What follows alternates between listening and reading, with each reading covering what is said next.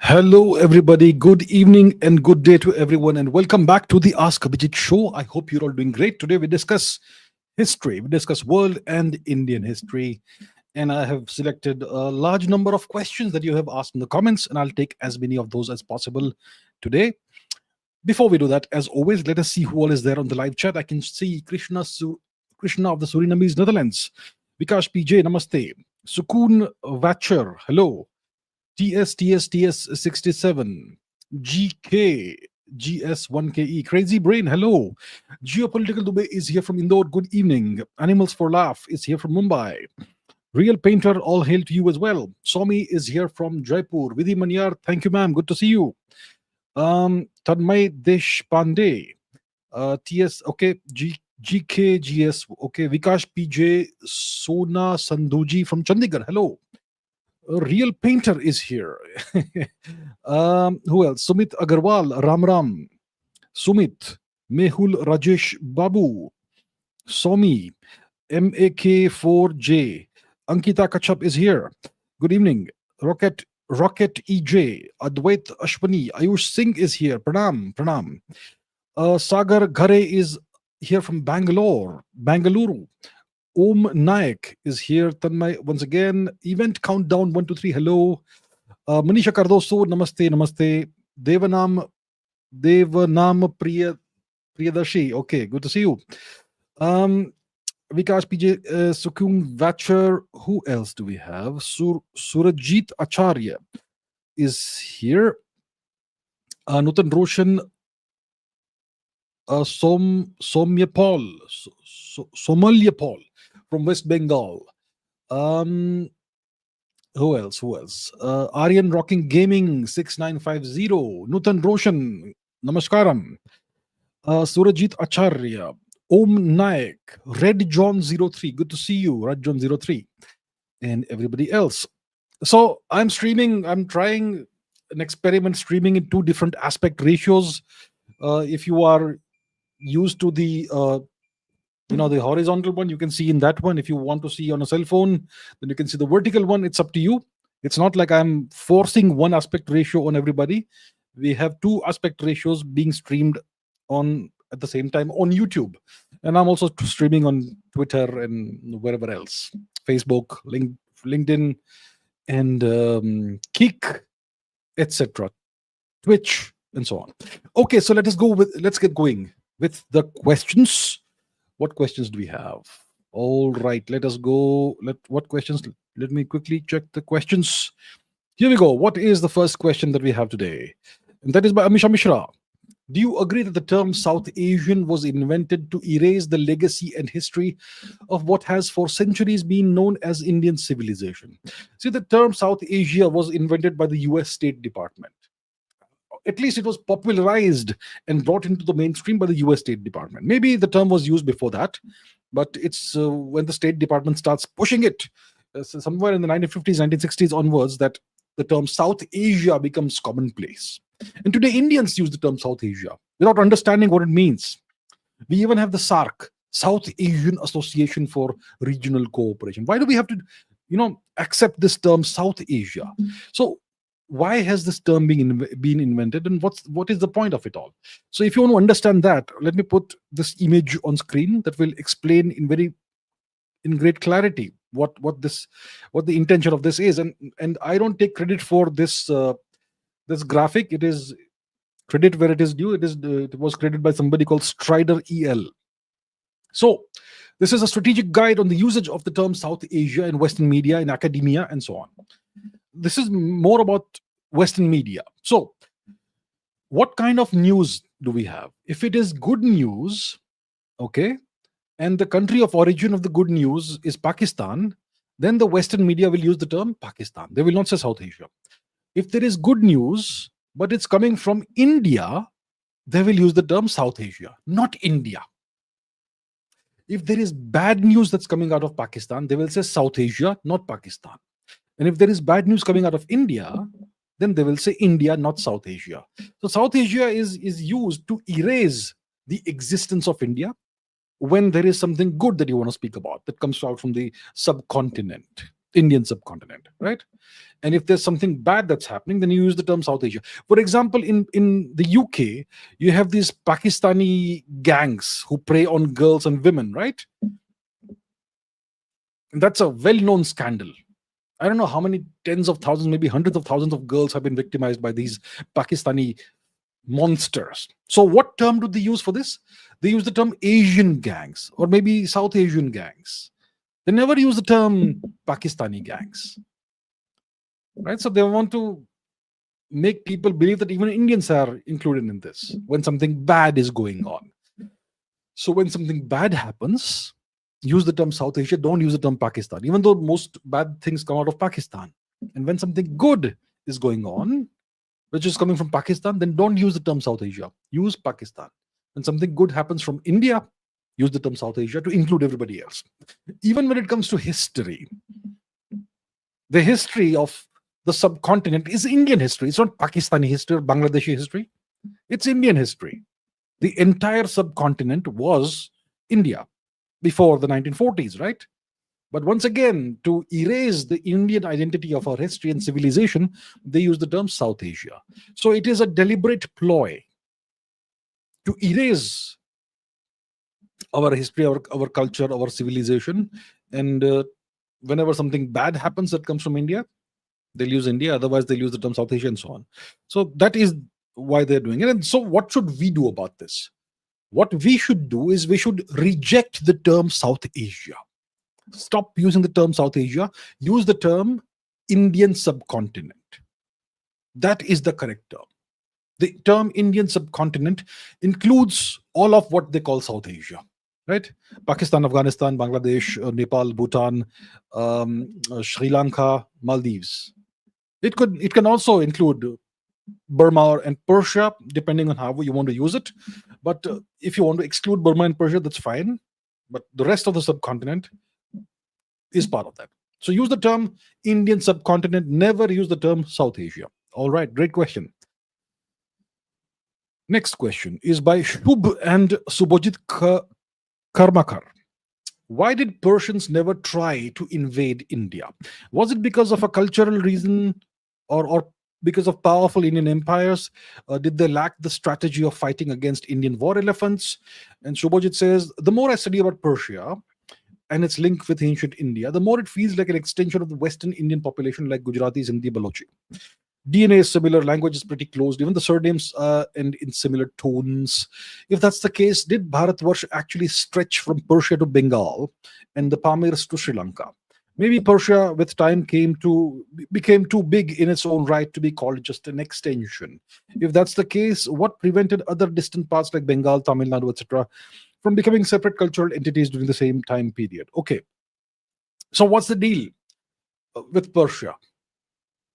Is it an extension of India? Was it actually part of Bharatvarsh? Did Bharatvarsh stretch from Persia to Bengal and Pamirs to Sri Lanka? Is that the case? Well, what is the origin of Persia? That's what we have to ask ourselves. What's the origin? Now, if you study your standard history textbooks, the colonial history textbooks, which even today, when it comes to dealing with Indian history, they have all this colonial baggage that they carry. The Aryan invasion theory, which is now transformed into an Aryan migration theory, but the same premise, right? So according to that theory, they will say that India and the Indian and Iranian people, they had the same ancestry, and then they were part of the Aryan invaders. One branch split off and went into Iran, and one branch split off and came into the subcontinent. That's the story. So even the colonial version of history will tell you that India and Persia have the same ancestors and same original history. Now, the truth is that there was no Aryan invasion or migration or tourism or picnic. That's a lie, and that's going to be debunked. And I have spoken in detail about that, so I will not go into that. The origin of Persia can be understood when you study the Rig Veda, and one episode or one event that's mentioned in the Rig Veda, which is the Battle of the Ten Kings. The Battle of the Ten Kings. And King Sudas wins the battle against more than 10 kings who are arrayed against him. And the losing confederation of kings and clans are expelled out of India. They are expelled exiled permanently out of India. They go westwards and northwards out of India. And one of the clans was the Parshva clan. Parshva. And that name comes from the battle axe, which is called Parshu in Sanskrit. So the Parshva clan went westwards and settled in what is now Persia. And the name Persia comes from the Parshva clan, the name of the clan itself. So Persia, from that perspective, is a daughter civilization of India. So the Parshvas they went out of India, they settled in what is now Persia, and eventually uh, they became a civilization in their own right, a pretty robust civilization, a pretty great civilization, right? And that's why you will find that there is obviously very clear linkages. There are clear linkages between India and Persia. But see, understand this, that the Persian population of today, if you see the Persian people today, they will be nothing like the Persian people, the Persian population that existed around 500 AD. In 500 AD, the Persians had not lost their sovereignty yet. They had not been invaded and overrun by the Arabs and then by the Seljuks, the Turks, and so on. So they were still sovereign, and because of that, foreign populations had not been settled in Persia. So the original true Persians of 500 AD, they don't look like the Persians of today. If you go to Persia today, you will find lots of Persians who look almost like Europeans. These are the descendants of people who were brought in by the Turks from the Caucasus region and settled in Persia. You will find lots of Persians who look more Turkic, smaller eyes, and that sort of those features, right? That's because a tremendous number of Turks were settled in Persia by the Turkic occupiers of Persia. The Turks ruled Persia for roughly 1,000 years, right? Before that, it was the Arabs who ruled Persia for several centuries. So the population has been significantly transformed today. But the original Persians of around 500 BC, they would have looked very much like the people of Western India, Balochistan, Sindh, Gujarat, and so on. They would have looked very much like the people of these parts of the subcontinent. So that is one thing we have to understand. Today's Persians are kind of different.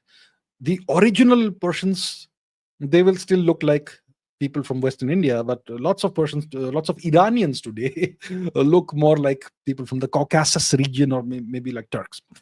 So that's one thing we have to keep in mind. Now, so that now that we understand that, what about Persia never trying to invade India? See, the Persian Empire, especially the Achaemenid Empire, the Hachemonish Empire, was an extremely militaristic empire, an expansionist empire. They constantly fought against the Greeks, and eventually with the Romans. They conquered Mesopotamia, they conquered Egypt, right? They fought the Greeks continuously, relentlessly. They even fought the Romans, the Persians did. So if they were so powerful, if they were an expansionist empire, why on earth did they never bother to expand eastwards into India? See, Persia and India had a common border, okay? And that border changed from time to time. See, when India became fragmented, when India was unified under a single empire like the Mauryan Empire and so on, then the border would shift westwards because India was more powerful. But when India was fragmented, then the border would shift slightly eastwards when the Persians would take small bites of territory. That is a natural process, and there's going to be some border tensions, low level tensions. But there was never a Persian invasion of India. Border skirmishes and all those things, they happen between any two neighbors. So there were times when the India-Persia border was at the Sindhu River, the Indus River. There were times when it was further west, significantly further west from the Indus River. There were times when Gandhar was part of the Achaemenid Empire. There were times when Gandhar was with us. Historically, it was ours. But why did Persia never bother to invade India? Why did they never even draw up plans to launch an invasion of India? That is a big question. And that's another big question that no historian has bothered to answer. And to understand the reasons why, let us revisit a period, a small episode of history that happened after Persia was overrun by the Arabs. So after the Persians were overrun by the Arabs, the Persians composed a poem. See, when the Arabs conquered Persia, at that time in India, the Gupta Empire had essentially disintegrated. And there was a period of time for several centuries where India was not unified under a single empire. India was a collection of kingdoms at this time. It's a cyclical process. So, because India was no longer unified and under a single empire, India could not help the Persians. And when the Arabs invaded and conquered Persia, the Persians wrote this poem. Let me put this on the screen. Okay, it's called the Ballad of King Bahram, and it has you'll find multiple versions of this. Let me put this on the screen. So if you want the actual if you want an actual research paper, this is the one. Okay, it's by J.C. Tavadia. It's from 1955, Journal of the Royal Asiatic Society of Great Britain and Ireland. And this gentleman writes about this a rhymed ballad in the Pahlavi language. Okay, and what's it say? It says, when may it be that the courier comes from India and says that the Shah Bahram from the family of the Qais has come, that there are 1,000 elephants, upon their heads are elephant keepers, and that he holds the raised standard in the manner of the Khosravas, that the advance guard is led by army chiefs. An intelligent man should be made our clever interpreter, who may go and speak to the Indians. What have we seen from the hand of the Arabs? They ruined our religion and killed our kings. We are from the Aryan race, and they are like demons, the Arabs. They have taken away the sovereignty from the Khosravas, not by skill, not by manliness, but by mockery and scorn. They have taken away by force from men wives and wealth, palaces, parks, gardens, and so much more. Okay. Now let me show you a different translation. It says, when will a courier come from India to say that King Bahram of the family of the Kavi has come upon elephants and to rescue Persia? And a man should be dispatched, a clever interpreter, who may go and tell to India what has happened to us at the hands of the Arabs. They've destroyed our religion and killed our kings and so on. So the Persians wish, clearly, from this poem, it's clear that they wish that India would come and rescue them. And they wish that they could send an interpreter or a messenger to the Indians who could tell the Indians what has happened in Persia, what horrors have befallen Persia, and maybe the Indians could come and help us. And King Bahram from the family of the Kavis will come from India. What does that tell you? That a Persian king from the family of the Kavis will come from India. What does it tell you? It means the Persians regarded Indians as their kin, as their family, as the same race and blood. Do you understand what that means? It means Persia and India were always kin. We were sister civilizations, you could say, or daughter, mother, whatever you want to call it. But the Persians did not regard Indians as foreigners. And when you come upon the worst times in your life, who do you ask for help? Do you ask strangers for help? No, you ask your closest relatives for help. So that is the tragedy of what happened in Persia, and they wish that Indians could come and help them. But India at that time was fragmented. We did not have a single empire. In case we did, perhaps our emperor could have come and could have gone and helped the Persians. But at that time, India was fragmented. The Gupta Empire had ended because of the Hunnic invasions, relentless Hunnic invasions. And that's what happened. So, why did the Persians never try to invade India? Because we were family. They saw us as their kin. They saw us as their own people.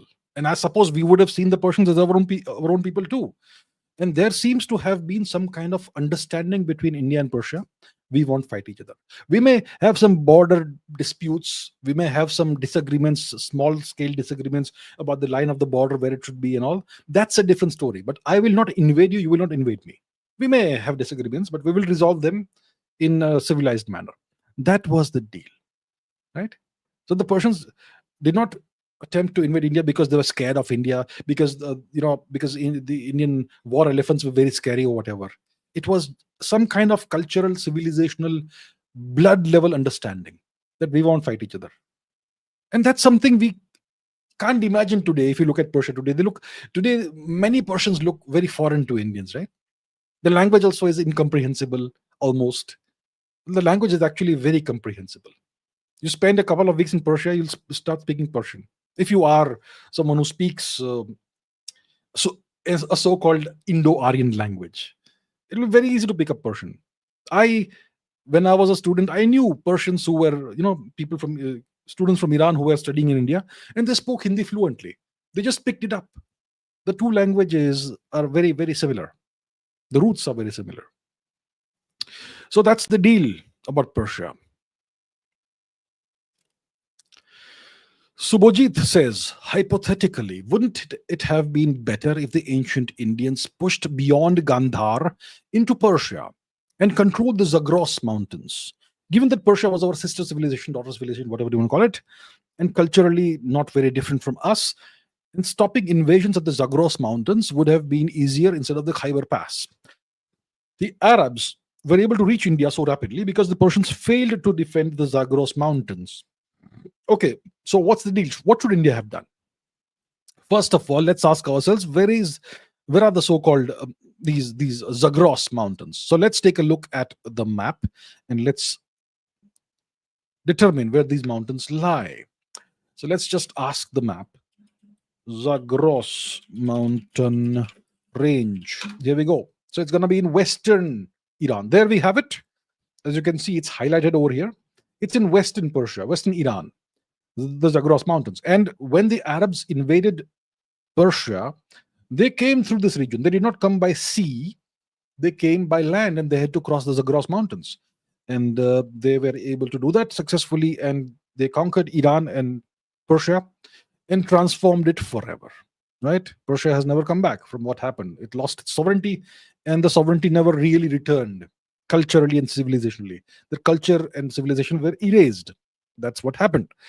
So, would it not have been better for India to have pushed beyond Gandhar and taken over Persia and controlled the Zagros mountains?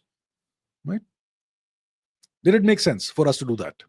So, two things. First of all, like I discussed in the previous question, India and Persia had an understanding. We won't fight each other. I won't invade you, you won't invade me, and that's it. We are the same people. We don't fight each other. We'll fight the Mlecchas, the barbarians, the Greeks and the Romans and the Egyptians and the Mesopotamians and all. That's what the Persians did. And our people were happy in the subcontinent. Gigantic landmass. We don't need to go beyond that. So why fight our own people? That sort of thing. So India and Persia never fought each other in any significant way, beyond minor border disagreements or whatever, which never led to a war, a full-scale war. Maybe some small clashes here and there. That is natural even among Indian kingdoms. It is to happen, but never a full-scale invasion. So that's why India never invaded Persia. Secondly, how would the rulers of India know that something has emerged out of Arabia that would very rapidly take over Persia and then attempt to invade India? See, when the Mongols suddenly erupted from Mongolia under Sri Chinggis Khan, the Chinese initially did not take them seriously. Why? Because nothing had ever come out of Mongolia that had any serious consequences. Mongolia was forever a land of small tribes that constantly fought each other. So the Chinese never imagined that the Mongols would suddenly unite under one person and they would become the greatest conquering force of all time until that time. Similarly, the Arabs were pretty similar. They came from a land where almost nothing was there, nothing grew, a desert land, and they themselves were these small tribes. They were a polytheistic culture, and those days you did not have social media and TV and journalists and whatever, so you did not know what was happening in Arabia. And let's say you find out that this new religion that's come from Arabia, you won't take it seriously, right? And the Arabs had never conquered anybody until this point in time. So the Indians would never have imagined, our ancestors would never have imagined that something monumental would emerge out of Arabia and very rapidly conquer Persia and then start knocking at our doorstep and trying to conquer us. So multiple reasons why India did not do this. Firstly, we had this understanding we will never fight each other, India and Persia. Secondly, nobody had any idea of something monumental that's going to erupt out of Arabia and conquer Persia and then eventually seek to conquer India. These are the reasons why none of these things happened. Feline Lover says, why are all Indo-Iranian people of Central Asia classified as Iranic, specifically Eastern Iranic, when they either seem to be equally close to Indians and Iranians or closer to Indians? Even modern Eastern Iranic, like Pashtuns, are genetically closest to Northwestern Indians. Do you think Eastern Iranic is a misnomer? See, there has been this concerted effort in the West. See, today, who has written our history? It's the Westerners who have written our history. They've written the histories of the world, of the countries of the world. When it comes to the history of Persia, they will draw upon Persian sources, but they will come to their own conclusions. So the history of the world, the way we read it, the way we are taught it, is written by Westerners. Now, for the West, India was a civilization to be destroyed. That attempt is still going on to destroy India's civilization, culture, etc. It's still ongoing. So when they see us as a civilization to be destroyed, because they want to make the entire world a monotheistic place, right? In that case, you have to erase Indian history. You have to erase any signs of Indian greatness. And you have to justify your destruction of India, right? Because the British ruled India for 2.5 centuries. They had to justify the destruction of India. So what do you do to justify that? You portray the Indians as barbaric, savages, backward, primitive people who have all these horrible problems in society, and they deserve to be ruled by white people. That's what you have to portray India as. So you have to erase any aspect of Indian history that shows that India was great. Now, it's known that Indians in ancient times did venture out into Central Asia and various parts of the world and settle these places. For example, before the Turkification, Islamization of Central Asia was Hindu-Buddhist, all of it. You still have stupas in Turkmenistan and Kazakhstan and whatnot, all across Central Asia, even in so-called Xinjiang. Even in Armenia, you will find Hindu temples that were repurposed into churches have now been repurposed in Artasak, etc., into mosques. You will find statues of Bhagwan Vishnu. You'll find them in Russia. So Indians were spread all across Central Asia, and Indians established kingdoms and dynasties in Central Asia. And these eventually intermingled with local peoples, and maybe the genetic makeup became mixed, but these were still culturally Indian. So to deny India's greatness, to justify your destruction of India and your plunder of India, you have to deny these things. So what do? You classify all these various Central Asian peoples as Iranic, not Indian. The Scythians, the Shakas, Iranic. The Pashtuns, Iranic. Everything Iranic. Nothing Indian. You deny any presence of India anywhere. India was a backward, poor,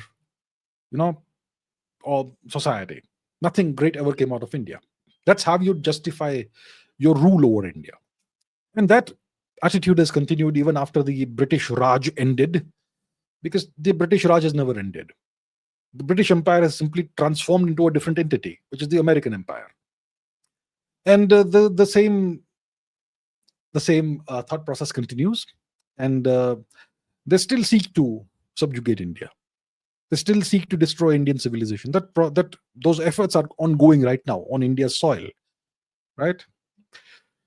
So that is the reason why you have what you have described here. That Central Asian peoples are all described as Iranic. The Scythians are described as Iranic. The Pashtuns are described as Iranic. The Pashtuns are an extension of the northern Indian population, but genetically and culturally very clearly so. But they'll be described as Iranic. Next, Amisha says, why does Turkey deny the Armenian genocide so vehemently when the genocide was done by the Ottomans, not by the current Turkish state? First of all, This is a horrible topic, okay? The Armenian genocide was not one event, it was multiple events. There were at least three different waves of the Armenian genocide, starting in the last quarter of the 19th century, and it culminated around 1915 when the triumvirate of Anwar, Talat, and Jamal, the three pashas, the young Turks, they decided to exterminate the Armenians from what is Turkey, currently now Turkey, Anatolia, and so on. And so this was a horrific event and a horrific series of events. So the first phases in the late 19th century of the Armenian genocide happened under Ottoman rule. But the culmination of the Armenian genocide happened during the rule of the three pashas, the young Turks, Anwar, Talat, and Jamal. So that was not the Ottoman Empire. And beyond that, it's not just the Armenian genocide, there's been a Pontic genocide. The indigenous Greeks who resided in what is currently Turkey, they were genocided, right? It's a long story. We cannot go into all the details today. The question is, these events did happen. The genocides did happen, right? So why does Turkey deny that this happened? Because it was done by the Ottomans and then by the young Turks, by the triumvirate of Anwar, Talat, Jamal. What does it have to do with today's Turkey, right? That's the question you're asking. Well, you see, today's Turkey is a continuation of all those eras. And so after the triumvirate period of Talat, Anwar, Jamal, you had a brief period of foreign occupation. Then you had the Turkish War of Independence, which was won by Shri Mustafa Kemal Ataturk. And that's when the modern nation of Turkey was founded. Ataturk saved Turkey. He freed it from foreign occupation. And he ruled as a dictator for until 1938 or something. You can look it up, the exact years. And after Ataturk's death, you had the continuation of Turkey and you had multiple dictatorships. All of those governments, you had periods of military rule and so on, and they all claim to be continuing what Ataturk started. Now today you have Erdogan, right? Recep Tayyip Erdogan, who seeks to undo whatever Ataturk did and go back to the time of the Ottoman Empire.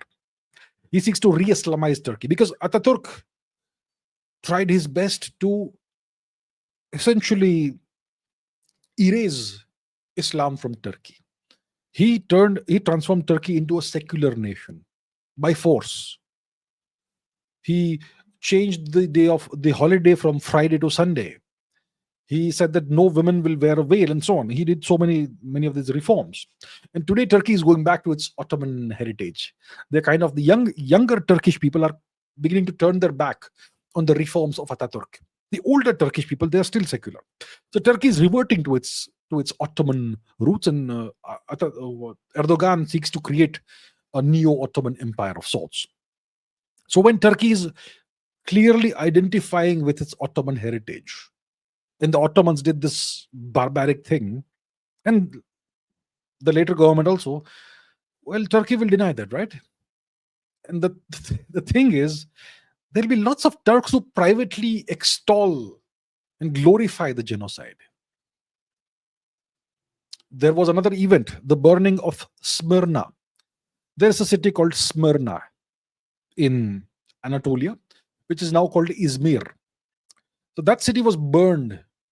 The Greek, Armenian, Christian, etc., Jewish quarters were burned by the Turks.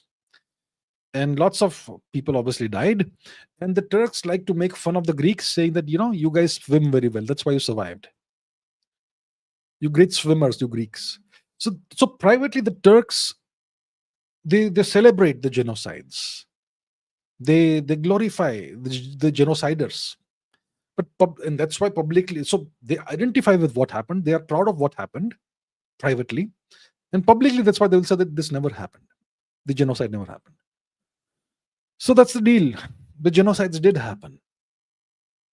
The Pontic genocide, the Armenian genocide, and God knows what else the Turks did. Absolute brutal barbarity. Right. Okay, a couple of questions. Saloni Mishra says, why was Zoroastrianism almost wiped out by Islam, but Hinduism wasn't?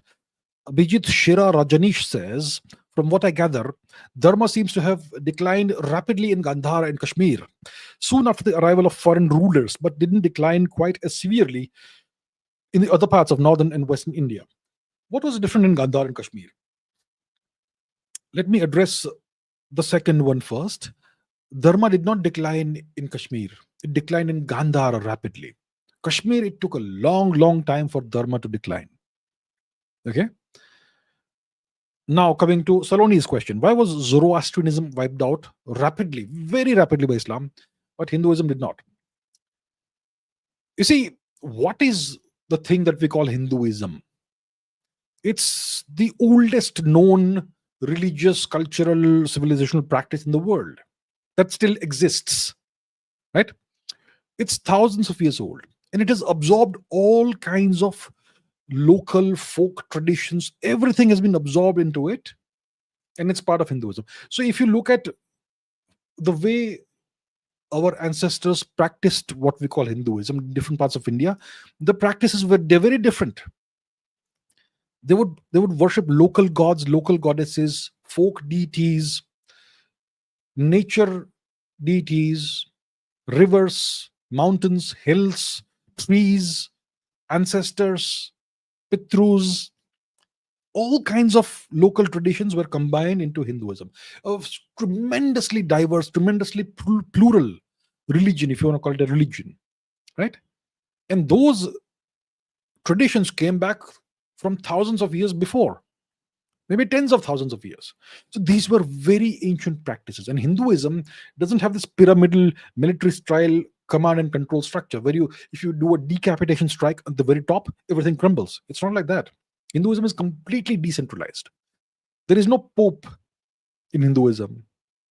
There is no cardinal. There are no priests. Priests, pandits, and all we have, but we don't have bishops and cardinals and popes and all that. So if you take out that leadership portion, everything else just crumbles and collapses. It's not the case. And people held on to their heritage, their culture, their ancestral customs, because those went back thousands of years. So these are some of the reasons why Hinduism could not be wiped out by the Turks, even though they tried their best. It was not for a lack of trying that they were not able to convert the Indian subcontinent. But as we know, what is now what is now Pakistan, Bangladesh, that's almost exclusively Islamic now. Afghanistan, which was historically Gandhar, is almost exclusively, like 99.99% Islamic today. So these things happen, right? So there was success, but today, even if you look at the overall population of the subcontinent, it's still majority Hindu, at least nominally. I'm not sure how many Indians today in India actually practice Hinduism. Some of them are Hindus only in name. Some of them have converted to some foreign religion quietly, secretly. And yeah, Hinduism is the way things are going, it will be extinct soon. 50 years, 100 years maximum, if we don't change course. But that's a different story. We'll not go into that right now. So that's why Hinduism, because of its incredible antiquity, because people were practicing these traditions for thousands of years, they didn't want to give them up, because we did not have this top-down structure. If you take out the leadership, top leadership, everything else collapses. And because of the incredible decentralization and plurality of Hinduism, that's why Hinduism could not be wiped out. Also because of the Varna Jati system, which acted as a preserver. The Varna Jati system acted as a preserver and savior of Hinduism. Okay? You may call it evil or whatever caste system you may call it. It's not a caste system. It's a Varna Jati system. It's a totally different thing. It's an organization of a self-organizing society, which every society has. So that's why Hinduism could not be wiped out. What about Zoroastrianism? Well, you see, Zoroastrianism, it emerged, we don't quite know when it emerged. Maybe around 700 BC or somewhere around that time. Probably after Cyrus the Great. His name was actual name was Kurush Vajrak. So most likely it is after the reign of Kurush that Zoroastrianism emerged. That's the consensus today. I'm not quite sure if it's true, but let's assume that's around that time that Zoroastrianism emerges. Zarathustra is born and he brings about this new religion, maybe around 600, 700 AD, BC, around that time. So, what was this new religion, Zoroastrianism? It was a polytheistic revolt against Hinduism. See, before Zarathustra, Persia had only one religion and culture, which was Hinduism. Okay? The old Vedic religion. Let's ask Google if Google agrees. Let's ask Google if many people will disagree and Google may disagree, but let's see. Okay, what was the pre-Zoroastrian religion of Persia? Let's see what it says. Okay, this is going to be fun. The pre-Zoroastrian religion of Persia was the ancient Indo-Iranian religion, a polytheistic and shamanistic faith that shared many similarities with the Vedic religion. Okay, so it is indirectly telling you that it was Hinduism. Pre-Iranian the old Indo-Iranian religion, shamanistic and polytheistic religion. What on earth is that? The old Indo-Iranian religion was Hinduism, Vedic Hinduism. So Persia was Hindu. Then Zarathustra comes into the picture and he says that we need to revolt against Hinduism. We need to reform Hinduism. He was another great reformer. We have so many reformers in society in India today, right? We have so many so-called reformers of Hindu society today who want to reform the backward religion called Hinduism. So Zarathustra was one of those. He was born a Hindu. He said, I will reform Hinduism and I will create this new religion or an inversion of Hinduism, which eventually came to be known as Zoroastrianism in the English language. So this was a polytheistic religion. And now some people will say it was a monotheistic religion. Many Parsis will say it was monotheistic. If Zoroastrianism was monotheistic, why was Mitra a deity in Zoroastrianism? Let me show you. Okay. First of all, the Romans worship Mitra. Okay, so Mithraism. What was Mithraism? An ancient Roman mystery religion. Let's see what Wikipedia has to say about this, even though it's not necessarily a reliable source of information. So it was a Roman mystery religion. It was inspired by Iranian worship of the Zoroastrian divinity Mitra, the Zoroastrian god, in Iranian god. Okay, so as you can see that this is, and they will say it's a Yazata, which is a divinity, which means a god. And who was Mitra?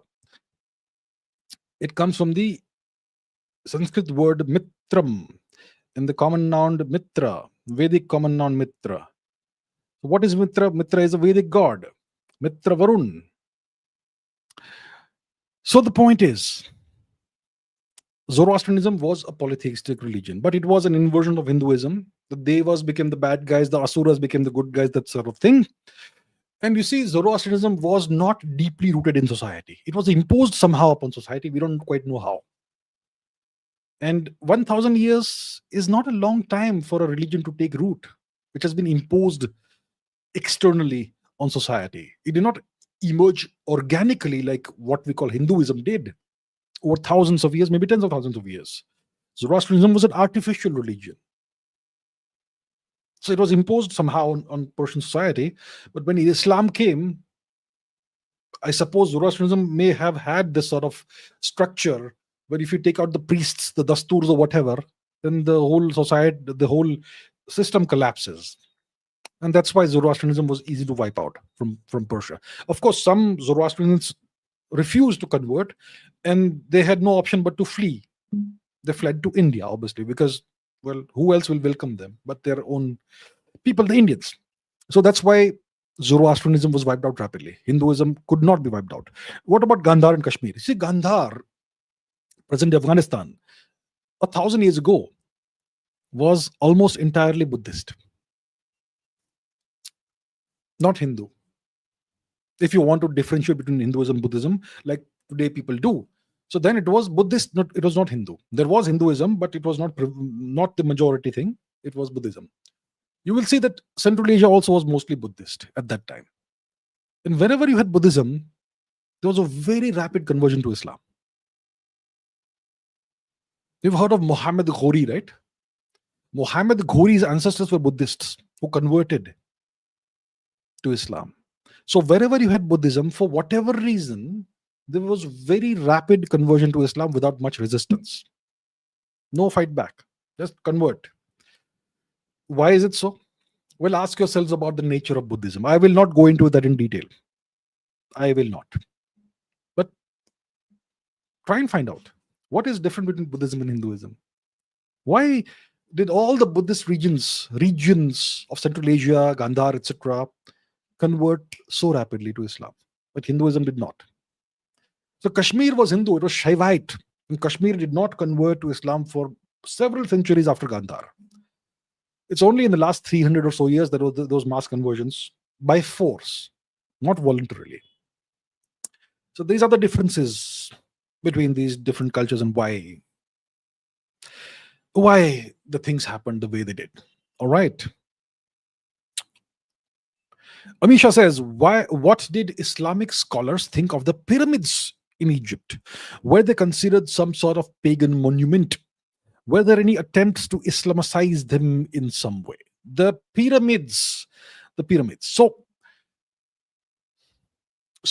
Egypt loses its sovereignty first to the Persians about 2300 or so years ago, 2400 or so years ago, give or take a century. Okay, then Alexander walks in and liberates Egypt from the Persians, but he installs a governor who reports to him. So that's the beginning of the Greek period of Egyptian history. So Egypt still hasn't recovered its sovereignty. It's now under Greek rule, and Alexander dies, and then Egypt becomes ruled by the Ptolemaic dynasty. Ptolemaic dynasty.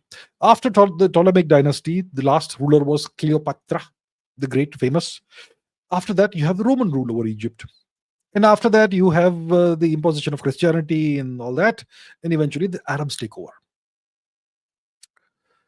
So, what did the Arabs? So, once the Arabs take over, the society is very rapidly converted to Islam. Okay? Because of a variety of reasons. Now, so the society becomes Islamic. And then once a society becomes Islamic, you will see that there is a tendency to destroy your own ancestor, your own heritage, like the Taliban did with the Bamiyan Buddhas as an example. The old Taliban, not the current Taliban, who are friends. If you want to look at it that way, maybe you don't. Whatever. So Egypt becomes an Islamic society, and how did they regard the pyramids?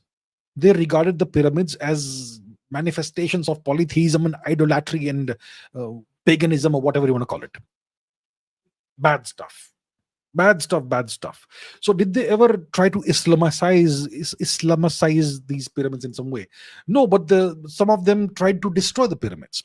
So for example, you had the great Islamic ruler, Kurdish ruler, Saladin Ayyubi, Saladin, who fought the Crusaders and who took Jerusalem from the Crusaders and then retained Jerusalem.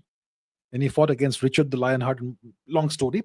So Salahuddin was once the governor of Egypt. And his second son, Al-Aziz Uthman, later became the Sultan of Egypt. So Saladin's son, Al-Aziz Uthman, he said that the pyramids are evil. They are manifestations of polytheism and idolatry, and they have to be destroyed. So he actually tried to destroy several pyramids. He tried his best. He had, I don't know how many, hundreds, maybe thousands of workers attempting to dismantle pyramids. The pyramid of Menkaure, it still bears testimony to what happened. Let's Google that, shall we? The pyramid of Menkaure. Pyramid of Menkaure. What's it look like? Can you see this huge, gigantic slash in the pyramid? Let's go to the Wikipedia page, shall we? One second. I'm sure the Wikipedia page has a better image of that vandalism. So, yeah, as you can see, there's a big gash in the pyramid.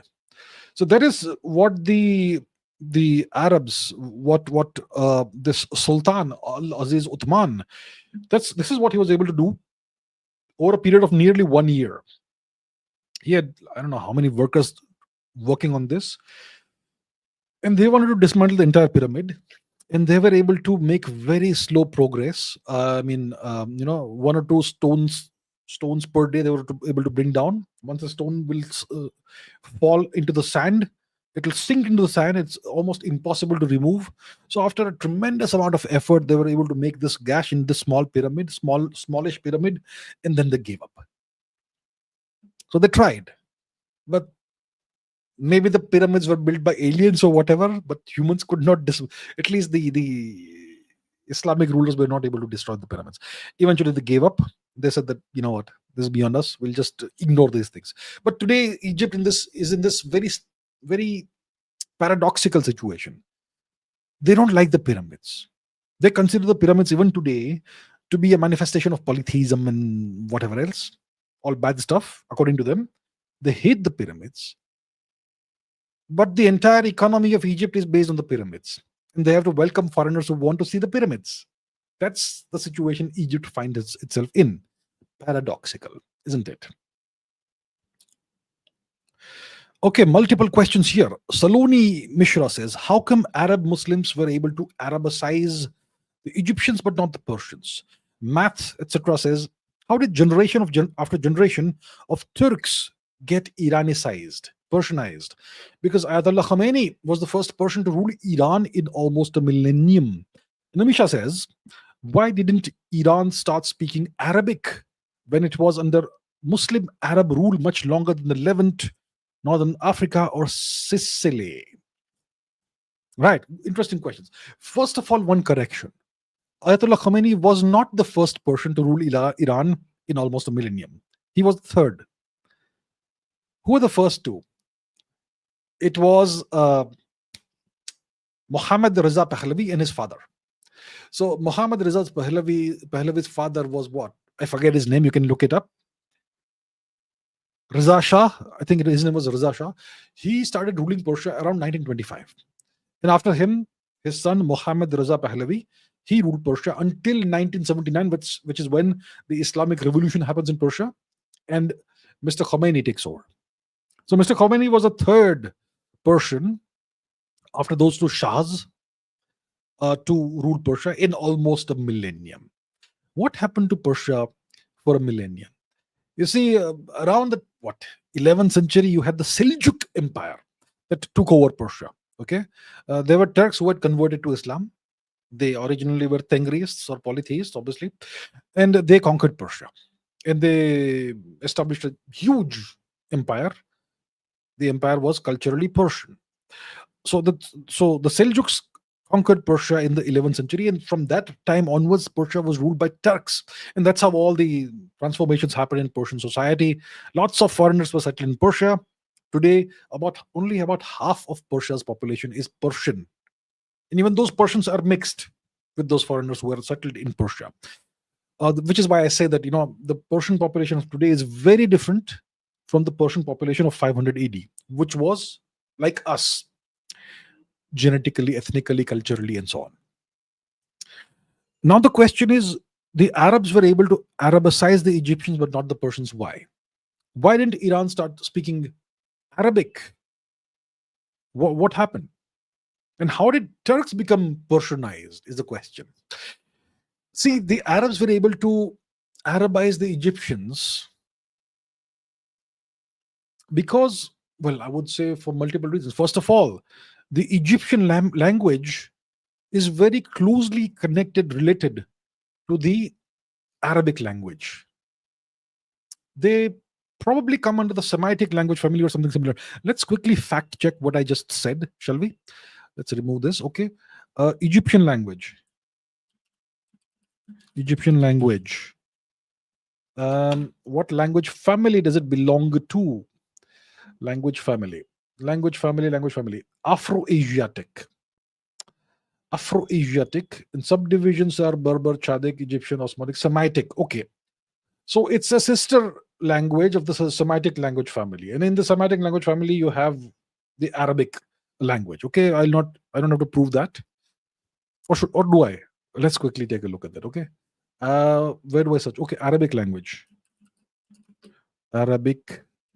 Yeah. Arabic is a central Semitic language. Okay. There we have the proof. Okay. So where's the question? Here's the question. Here we are.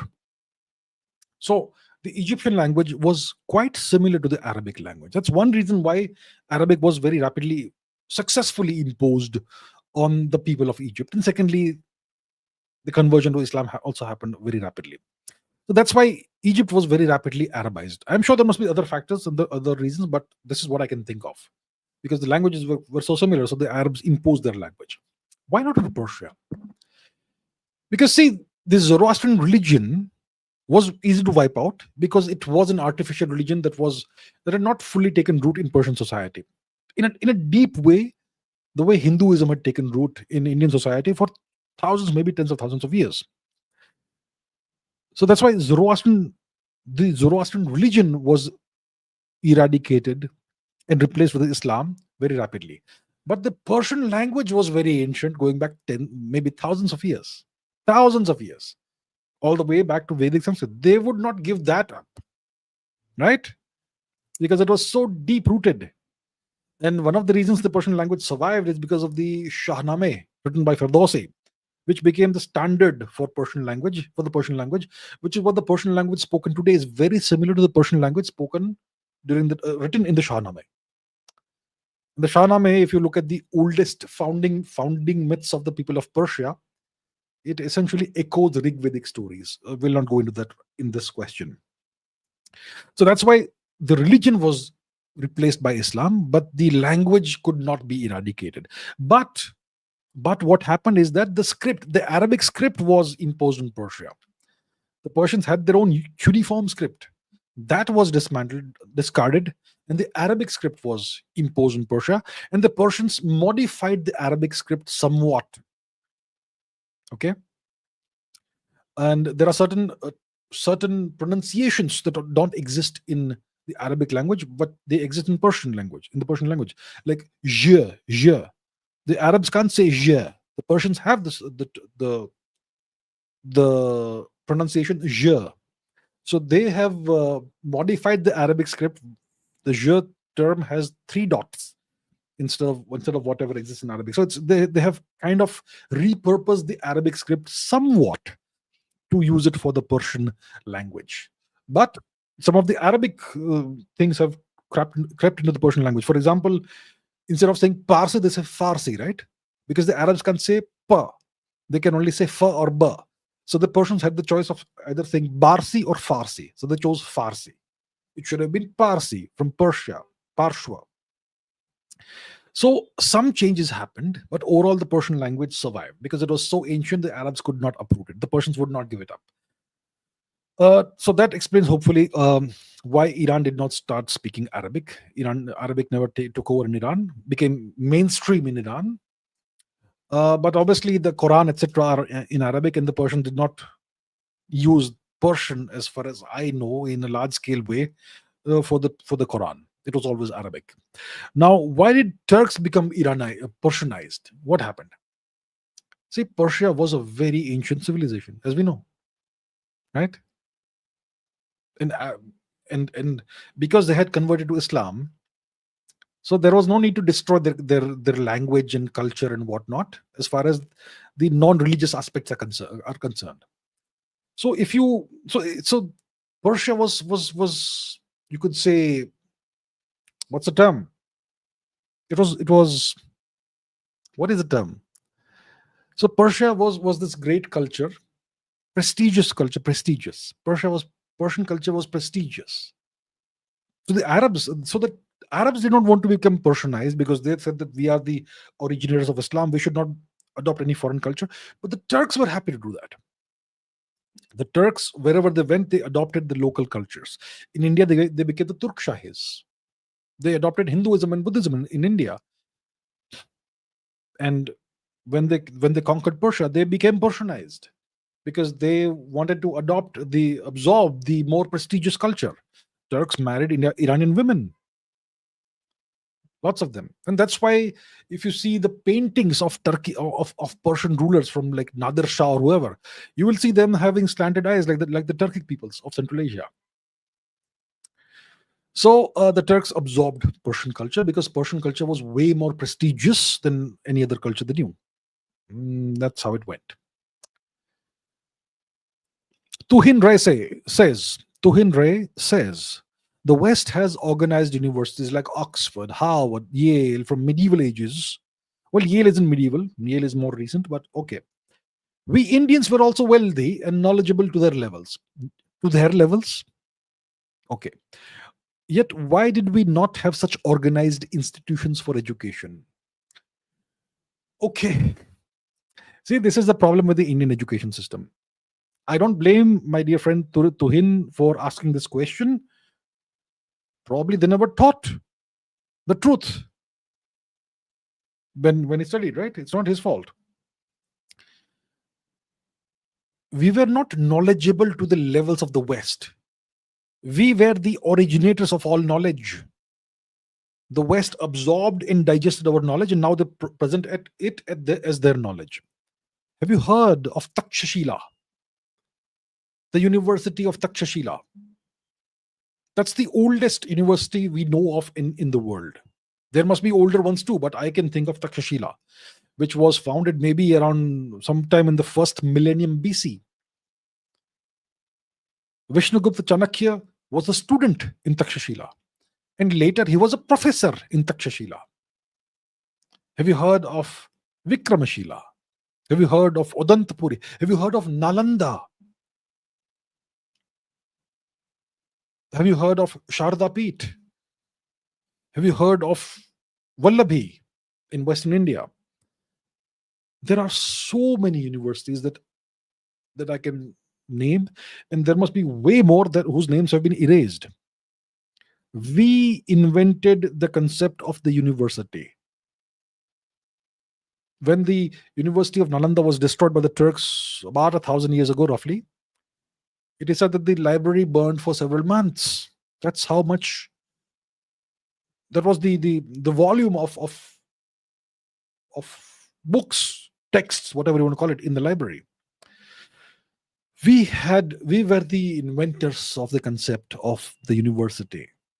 So I'm not sure why some Indians are not aware of this. I don't blame the Indians who are unaware of this. I blame their teachers. I blame the rotten education system of India. Right?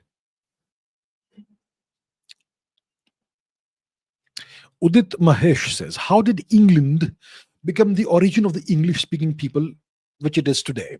Did the Anglo-Saxons wipe out the Celts from England before achieving complete settlement over that region like the US did in North America? Or did the Anglo-Saxons raid the Celtic people and settle and intermingle with the local population, and the region became England as it's known today?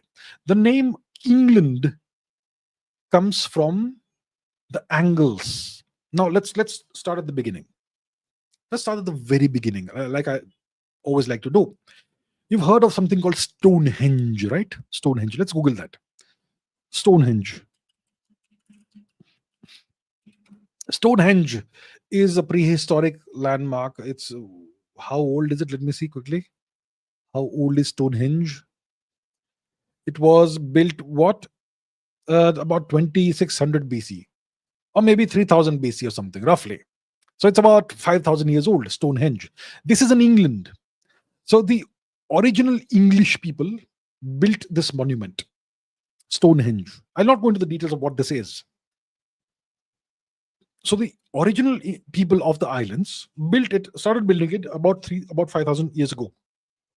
Those people, their male lineages have disappeared because there was an invasion of the British islands by a group of fantastic people who are now today called the Yamnaya. Okay.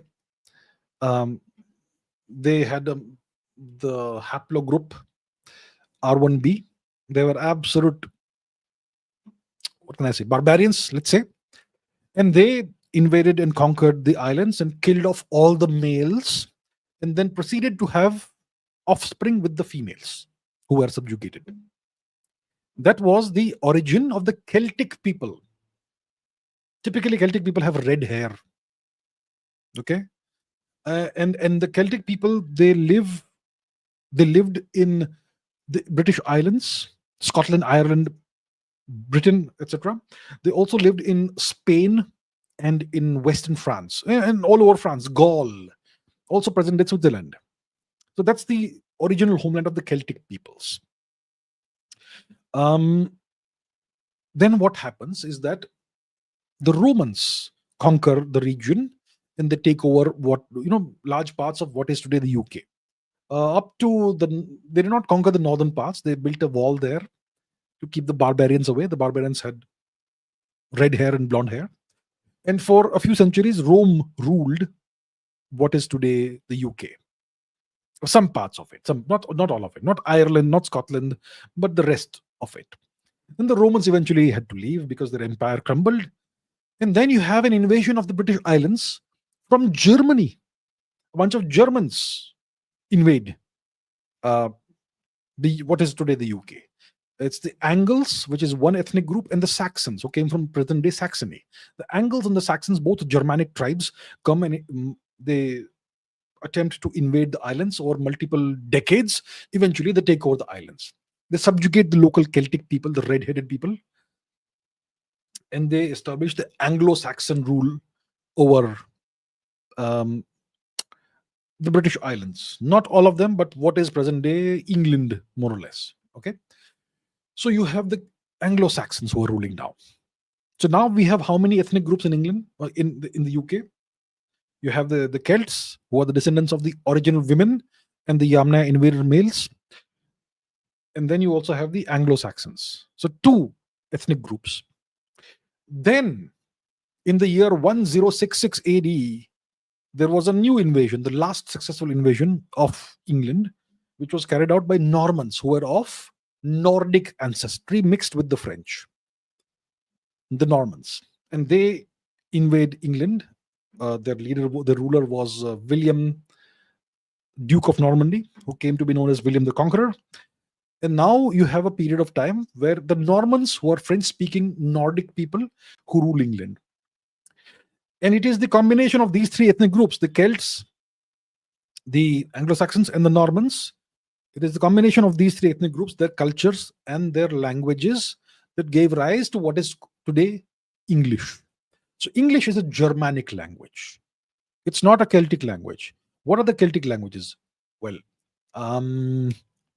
Irish, Gaelic, Scottish. These are Scottish, most likely, yeah. These are Celtic languages. English is a Germanic language. It's an invasive language, actually. And that's how it happened in very brief. That's how it went. So there are three ethnic groups that intermingled. And today, which is the dominant culture and language? English. Tuhin Rai says, Tuhin Rai says, the South American civilizations like the Aztecs or the Incas outnumbered the Spanish very heavily. How did these flourishing civilizations fall to the Spanish conquest like a stack of cards, like a pack of cards? What happened is the question.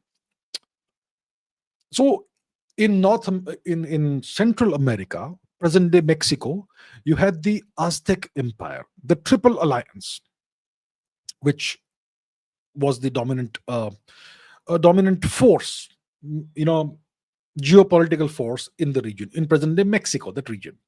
And on the west coast of South America, you had the Inca Empire. Totally different empires. Let's take a look at the map so that we understand what I am talking about. 1 second. Okay. All right, let's go to the map of the world and we'll check out what regions I am referring to. So we go to the Americas. When we talk about the Inca Empire, it was located in this region around Mexico City. Mexico City was called Tenochtitlan. All right, Mexico City was called Tenochtitlan, and that was the capital of the Triple Alliance, the Aztec Empire. And then you had the Inca Empire, which was based in Peru, right? Where is the Great Lake? Is this the Great Lake? This is the Lake Titicaca, which is, well, the Inca Empire kind of emerged on the banks of this lake, and it became a very massive empire. And it was the largest empire of its time in the world, the Inca Empire. It was established by the great king Pachacuti. So now what happened? So you have these great civilizations and empires, not merely empire, but also civilization, right? Ancient cultures. And they were very populous, the Aztecs as well as the Incas. So what happened? How did a bunch of ragtag Spaniards, barbarians take over? So the Aztec Empire fell to Hernan Cortes in the year 1520, 21 or something. And the Inca Empire fell to another barbarian called Francesco Pizarro in the 1530s. 1530s all the way to 1570s. It's a long process, but you can say 1530s. That's when the Inca Empire fell. So the whole process begins with this misguided person called Christopher Columbus, who was looking for India, who stumbled into the Americas, and he claimed that he has discovered India. Then the Spanish very rapidly understood that it is not India that he has discovered, it is a new land, and they proceeded to brutally colonize it. The French also tried, and that's a long story. Okay, the French attempted to do that. They were massacred by the Spaniards. Matamaza, no, okay, whatever the place is called. But you had multiple expeditions by the Spanish to more and more colonize the Americas, and the Spanish brought with them not just brutality, not just their foreign religion Christianity, but they brought with them the diseases of Eurasia. The worst of these was smallpox. So when Hernan Cortes was in the process of invading the Aztec Empire, he came with a small number of men. How did he conquer an empire that had hundreds of thousands of soldiers? One factor was smallpox. There was a horrific smallpox epidemic that was raging across the Aztec Empire. The people of the New World, so-called New World of the Americas, they had zero immunity to the Eurasian diseases. So they were just dying off, dying left, right, center, right?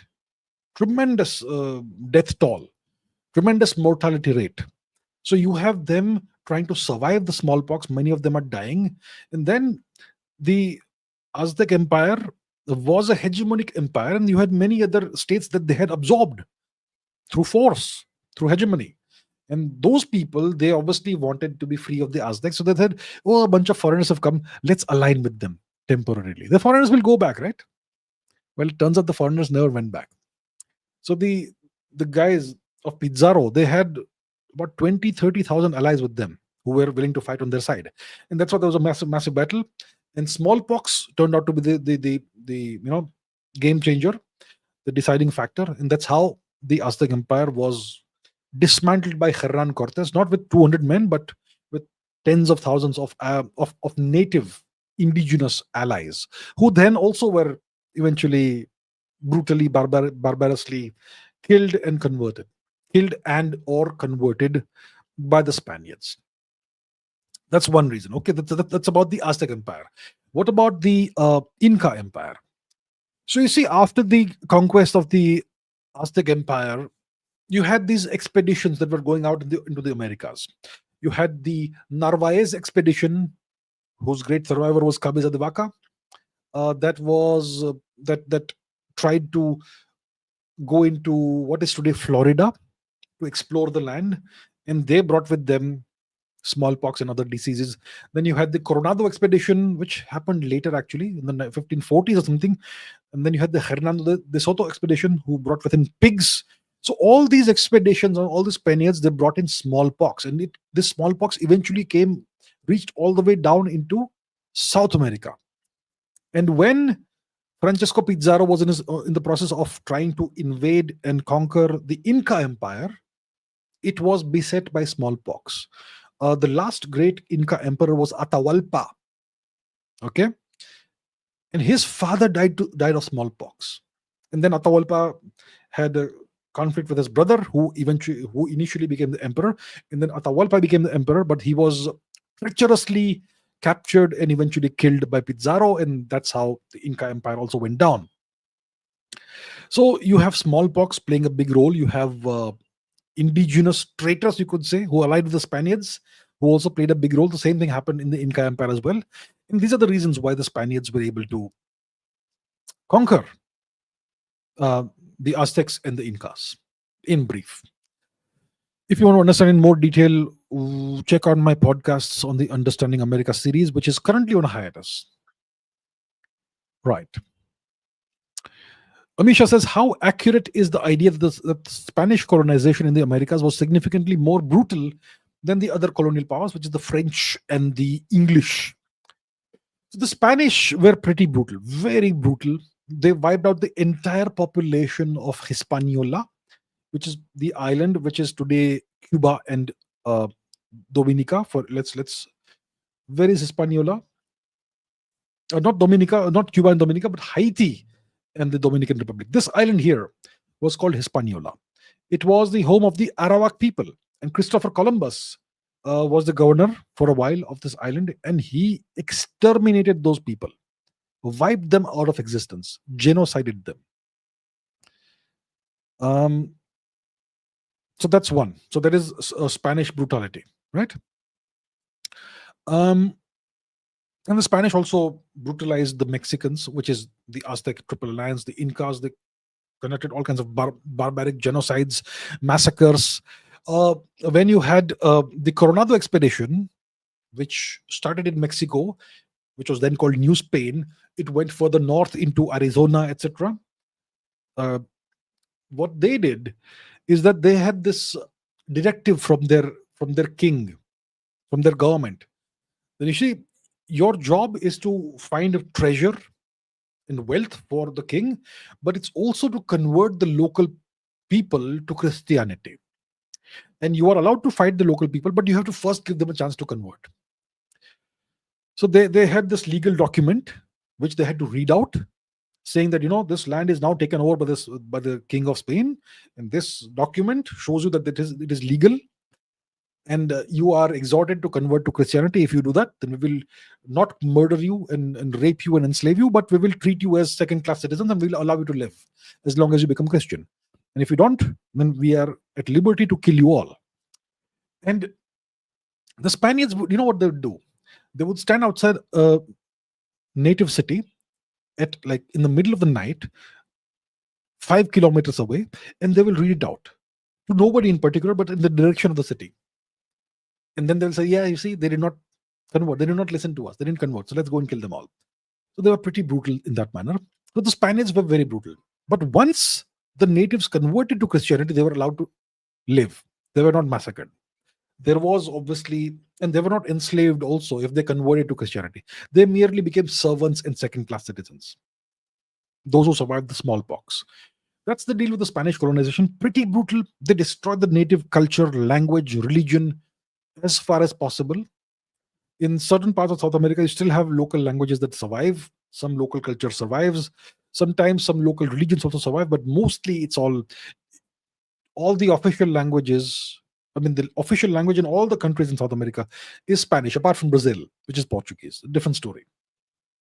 When it comes to the other colonial powers, the French and the British, the French, they tried to be nice to the natives. They actually tried to be friends with the natives as long as it was possible initially. I'm talking about the 1500s. Later, when the French established colonies in North America, way more north of Florida, in what is now Canada, etc., Quebec, and so on, they were pretty brutal against the natives. Okay, but the French did not win the war, right? The war to colonize North America. It is the English who won that. Now, were the English less brutal than the Spanish? The English were far more brutal. They wiped out the Native Americans. They killed millions of bisons. They almost completely exterminated the bison from North America because the Native Americans depended on the bison for their for living. And today, how many Native Americans exist in North America? And what is their status in society today? I would say overall, if you look at the colonization of the Americas, about 100 million Native Americans were exterminated. Most of that happened at the hands of the Anglos, not so much the Spanish. So overall, the Anglos were the most brutal, very systematic, very bureaucratic about that. They passed laws. They passed laws that said that various large parts of North America would be cleared of natives. The natives would be moved to other parts of North America. You had the Trail of Tears. You had the so-called Indian Wars that went on for like a couple of centuries, in which they were essentially genocided out of existence, almost out of existence. And today, the Native Americans are allowed to live on small parcels of land called reservations, where they technically have a sovereignty of some kind, apparently, to some extent. Not real sovereignty, but local police level sovereignty they have. And it's typically barren land, and there's not much you can do to generate an income or whatever.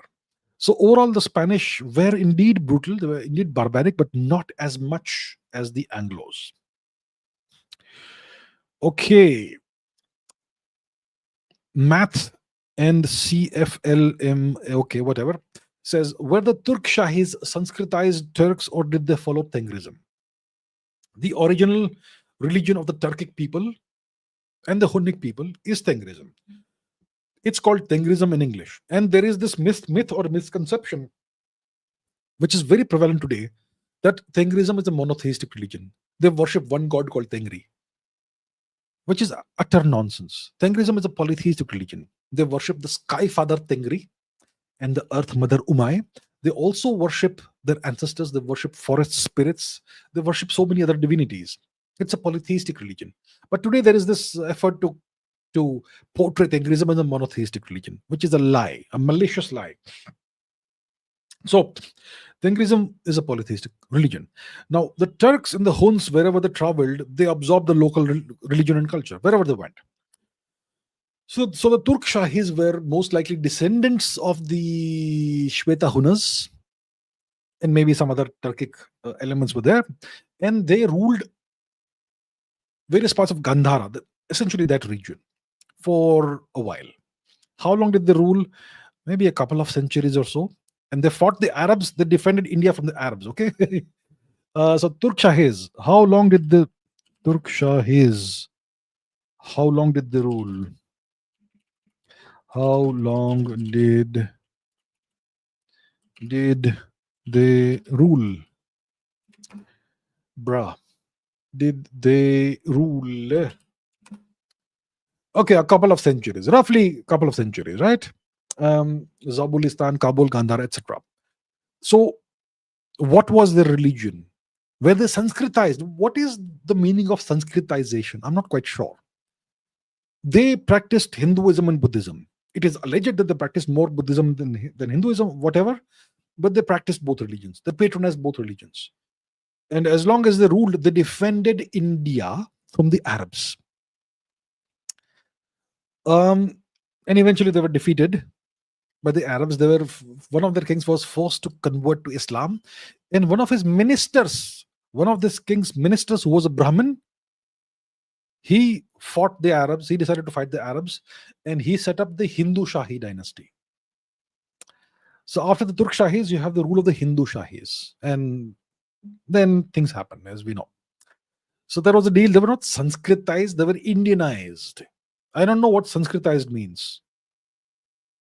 Did they speak Sanskrit? They probably spoke the Gandhari language, or maybe a Turkic language. I'm not quite sure. But they adopted Indian titles, etc. And their inscriptions, etc., are probably in Sanskrit.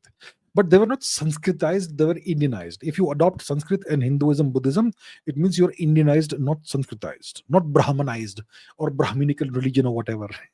Okay? So that's the deal with the Turk Shahis.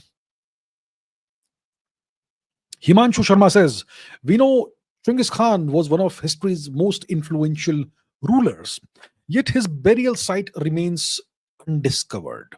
Where is his grave believed to be located? Let me tell you where his grave is believed to be located. Okay. Burkhan Khaldun, Khan Khenti.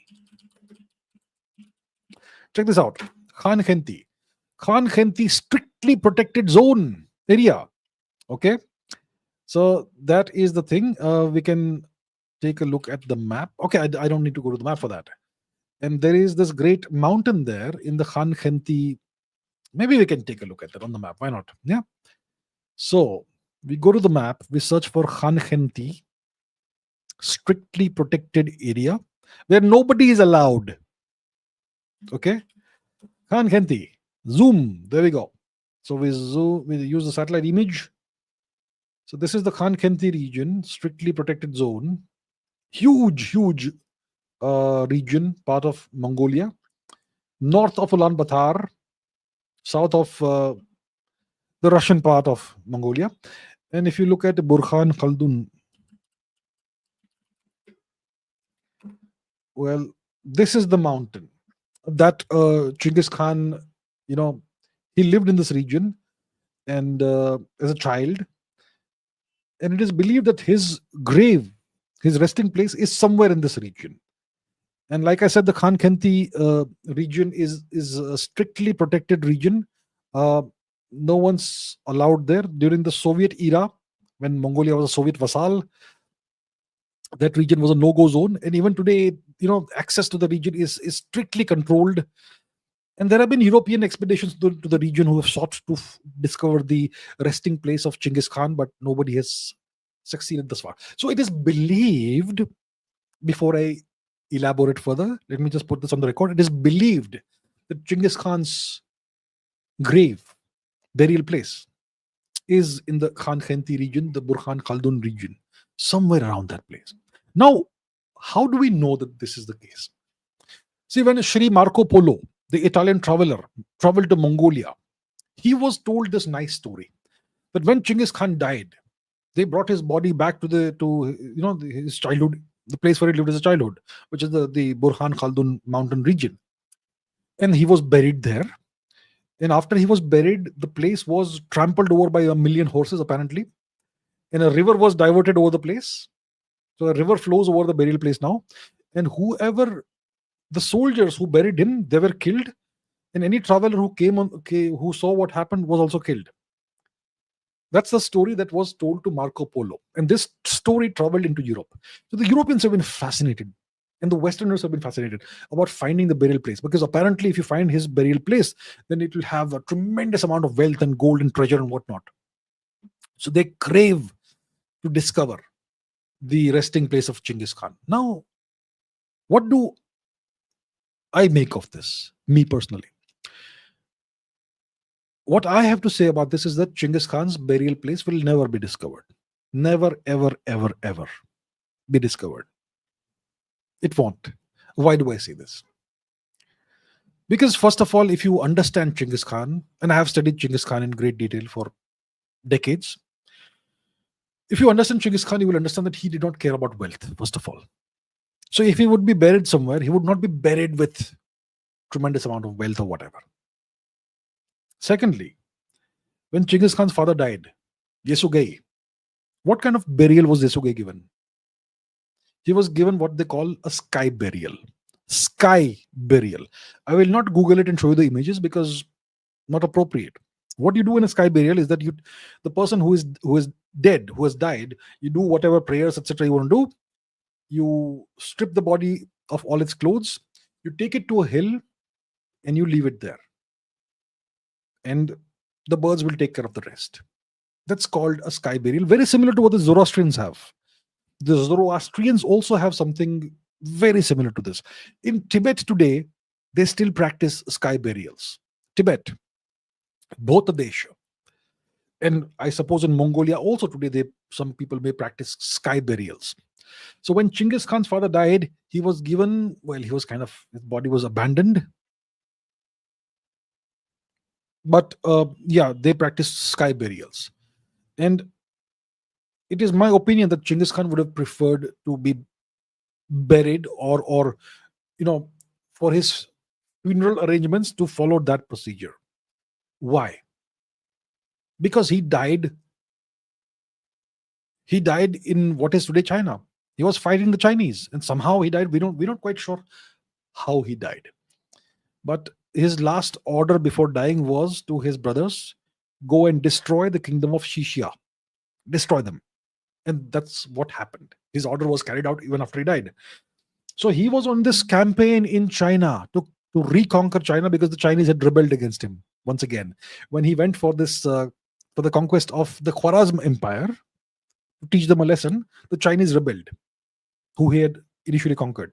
So he went back to China to conquer to crush the rebellion, and somehow, for whatever reason, he died there. That was a huge distance away from Burhan Khaldun, the Khan Khenti mountain region. So in those days, how do you transport a body over 1,000+ kilometers without it decomposing? It's not. You don't want that to happen. It's not dignified, right? So most likely he would have been given a sky burial wherever he died. That's what I believe. I have no proof, but I have a reasonably deep understanding of Shri Chinggis Khan and what kind of person he was. So I don't believe he was buried anywhere in the Khan Khenti region. He would have been given a sky burial, and his spirit would have flown and reconnected with his ancestors. That was the Mongolic belief system. But then why was Marco Polo told this story? Because he was a barbarian from a faraway foreign country, and you don't tell the truth to barbarians. You mislead them. So I believe that Genghis Khan's burial place will never be found, and that's how it should be.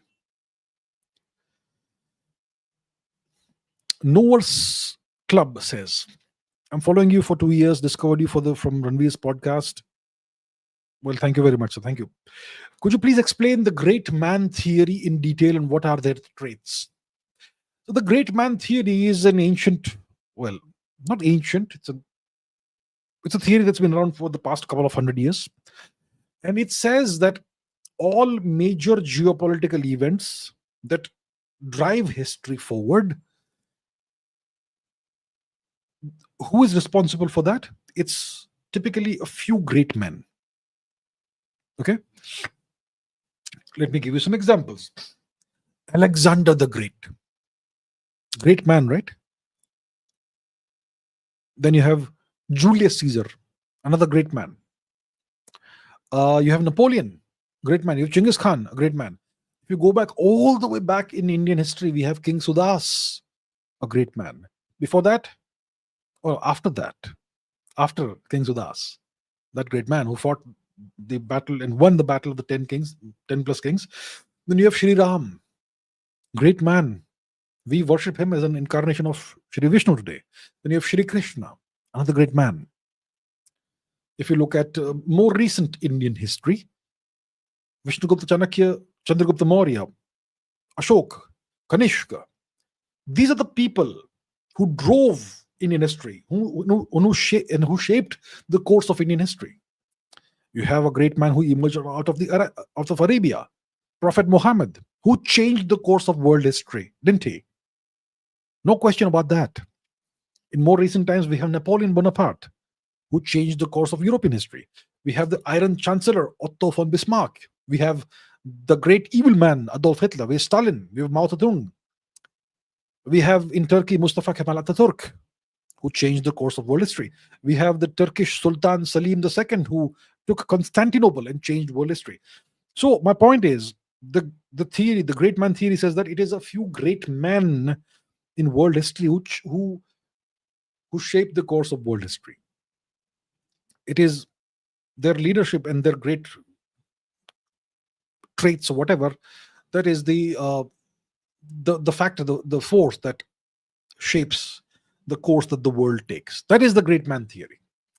What do I think of this? Well, today there's a lot of criticism that this theory takes because it says great man, not great person. It doesn't include women. So that's one criticism that has emerged in the 20th and 21st century, that it is a misogynistic theory. Women aren't included. Okay, that's one thing. And apart from that, it says that apparently the great man theory says that leadership traits are people are born with those leadership traits, and leadership isn't learned; it is innate in you, that sort of thing. I don't agree with that at all. In case it is true, because if you look at various leaders like whether it is King Sudas, whether it is Julius Caesar, whether it is Sri Ram, Shri Krishna, whether it is Chandragupta Maurya, whether it is Chinggis Khan, whether it is Napoleon, they all were not, they may have had some leadership traits in them when they were born, but it was the events of their early years that shaped them and forged the leader in fire in the fire of trials and tribulations. So leaders, some people may have leadership qualities, they may be born leaders, but then they would never potentially never go through those tribulations and trials that forges a true leader. And maybe lots of leaders simply did not emerge because of that. So the point is, there are some criticisms that are levied at the great man theory, but in my opinion, it makes a lot of sense.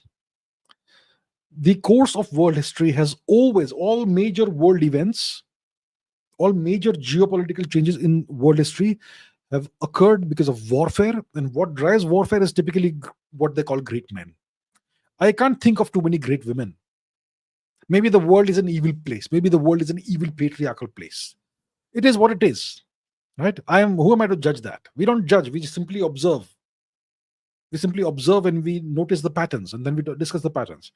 So if you look at the patterns, it's clear that it's been these great men who have shaped the history of the world. And that essentially is the great man theory. You may agree or disagree with it. You may consider it to be a misogynistic theory, whatever, outdated theory. That's entirely up to you. But that's what great man theory is. Okay, let's talk about the Chinese and plagiarism. Ashish Karnashish says Chinese are plagiarizing Indian dresses and cultural items and calling them Persian or from Western regions of China because they can't digest India influence them heavily. How should we Indians deal with this? Same thing with Hindu numerals. I don't know why they add Arabic, the term Arabic, to it, because it was invented in India. Really Now says Chinese use modified Indian clothing, jewelry, and classical dances in so many of their productions, but fiercely deny any Indian origin for them, saying it's Central Asian or Turkic or Persian influence, that even India got this culture from there. They deny Gandhar was literally India and say Pompeii Lakshmi is not Indian. Why? So what are we talking about here? Let me show you. Okay? Give me a second. So here is one example. This is from Twitter or X. Let me first remove this. We have it. So this is Ambassade de Chine of France, which means the Chinese embassy in France. They say that this is a costume from Xinjiang. Please take a look at the costume. Does this look like a costume from China? This is so clearly an Indian costume. The Chinese are claiming it's from Xinjiang. Now, let's take a look at something else. This is a new controversy that has emerged in Twitter, which is good. They are calling this a traditional Chinese clothing from Western regions of China. Once again, it's Indian clothing. And I'll not play the video because of whatever copyright thing. But you see, even the dance is Indian, right? It's inspired from India and whatever this other thing is. So the Chinese are essentially plagiarizing Indian culture. And that's what we are discussing here, right?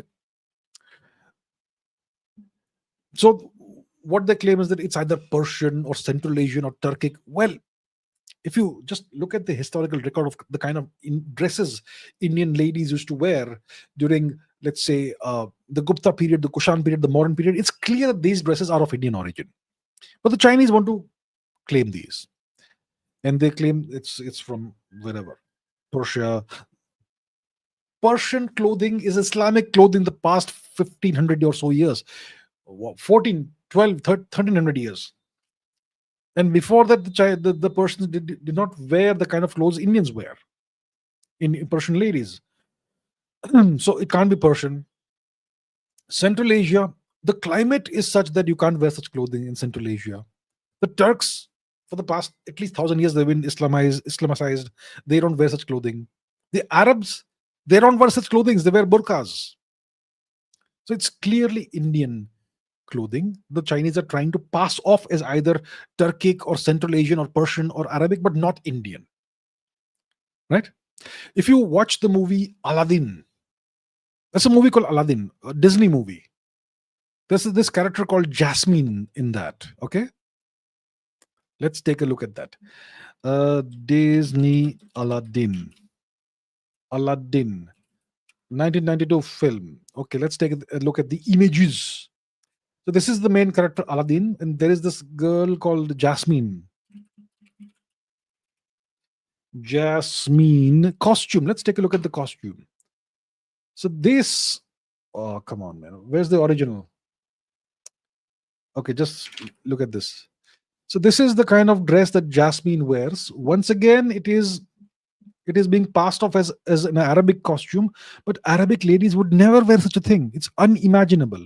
Once again, this comes from India. It's inspired by India, but it's passed off as Arabic. So even Hollywood does this. As you can see, this is not an Arabic style of dressing. This may be, but this is not.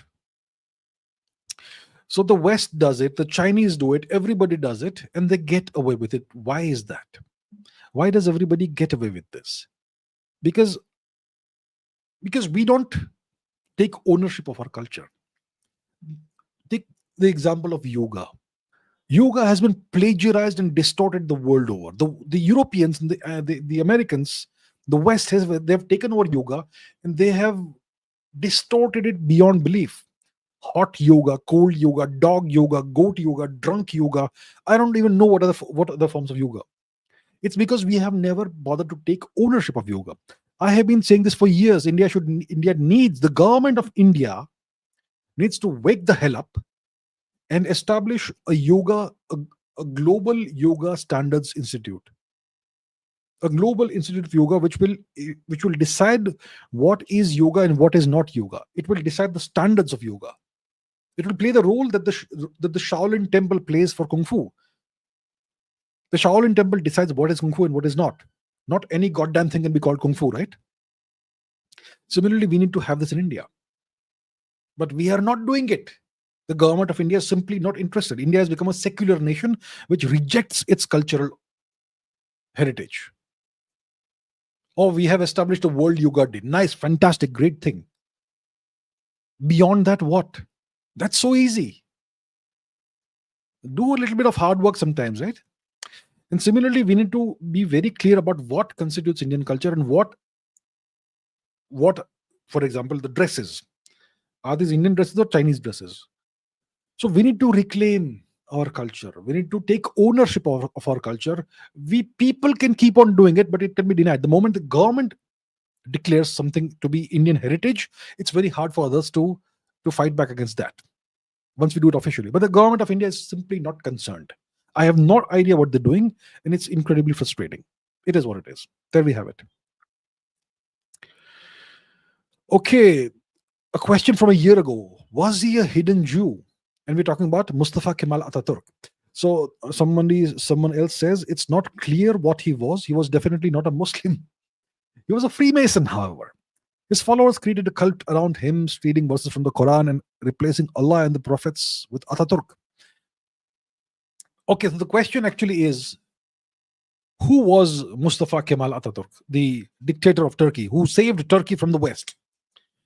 Was he a hidden Jew? Was he a Freemason? Was he something else? Was he not a Muslim? What was he? Was he not Turkish? What was the deal with Mustafa Kemal Ataturk? What we know for sure is that he tried to eradicate Islam from Turkey. His name was Mustafa Kemal Ataturk. Kemal comes later. Kemal is an Arabic word which means perfection or perfect. His name was merely Mustafa. He did not have a surname. His father's name was Ali Raza. His mother's name was Zubayda. His sister's name was Makbula. How do I know all this? I've studied Ataturk in detail.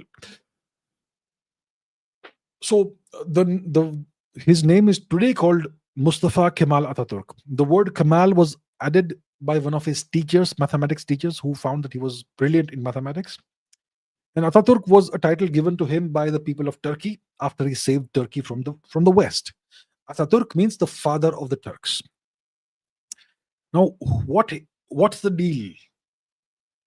Was he not Muslim? So look, first of all, if you look at Ataturk, let's take a look at let's Google Google him, Ataturk. So if you look at Ataturk when he was young, this is a younger Ataturk. You can see that he has blue eyes. And if you Ataturk, let's see, let's try and search for Ataturk young. So this is a young Ataturk apparently. Oh, I had no idea he could smile. So if you see him as a young man, you will see he looks kind of European. Even in his older age, he looked European. But if you see the color pictures of Ataturk, you will see that he has blue eyes. And why am I searching for young images? Because typically hair color changes as you grow older. When he was young, he had blonde hair. And you can look it up yourself. I'm not going to waste your time looking for the specific images. When he was young, he had blonde hair and blue eyes. Why does a Turk have that? See, Turks, they have Greek and Anatolian ancestry. The Greeks were not necessarily blue-eyed and blonde people. The Greeks typically have dark eyes and hair. So why did Ataturk have blue eyes and blonde hair? His mother, Zubaydah, most likely was Albanian. Okay? Albania is further west in Europe, slightly east of Italy, across the Adriatic. So his mother was Albanian, and from her he probably got, and she had blue eyes and blonde hair. So that's how he got those characteristics. Now, his father was a Turk, clear-cut Turk, and they were all Muslims. Father, mother, both Muslims, as far as is known.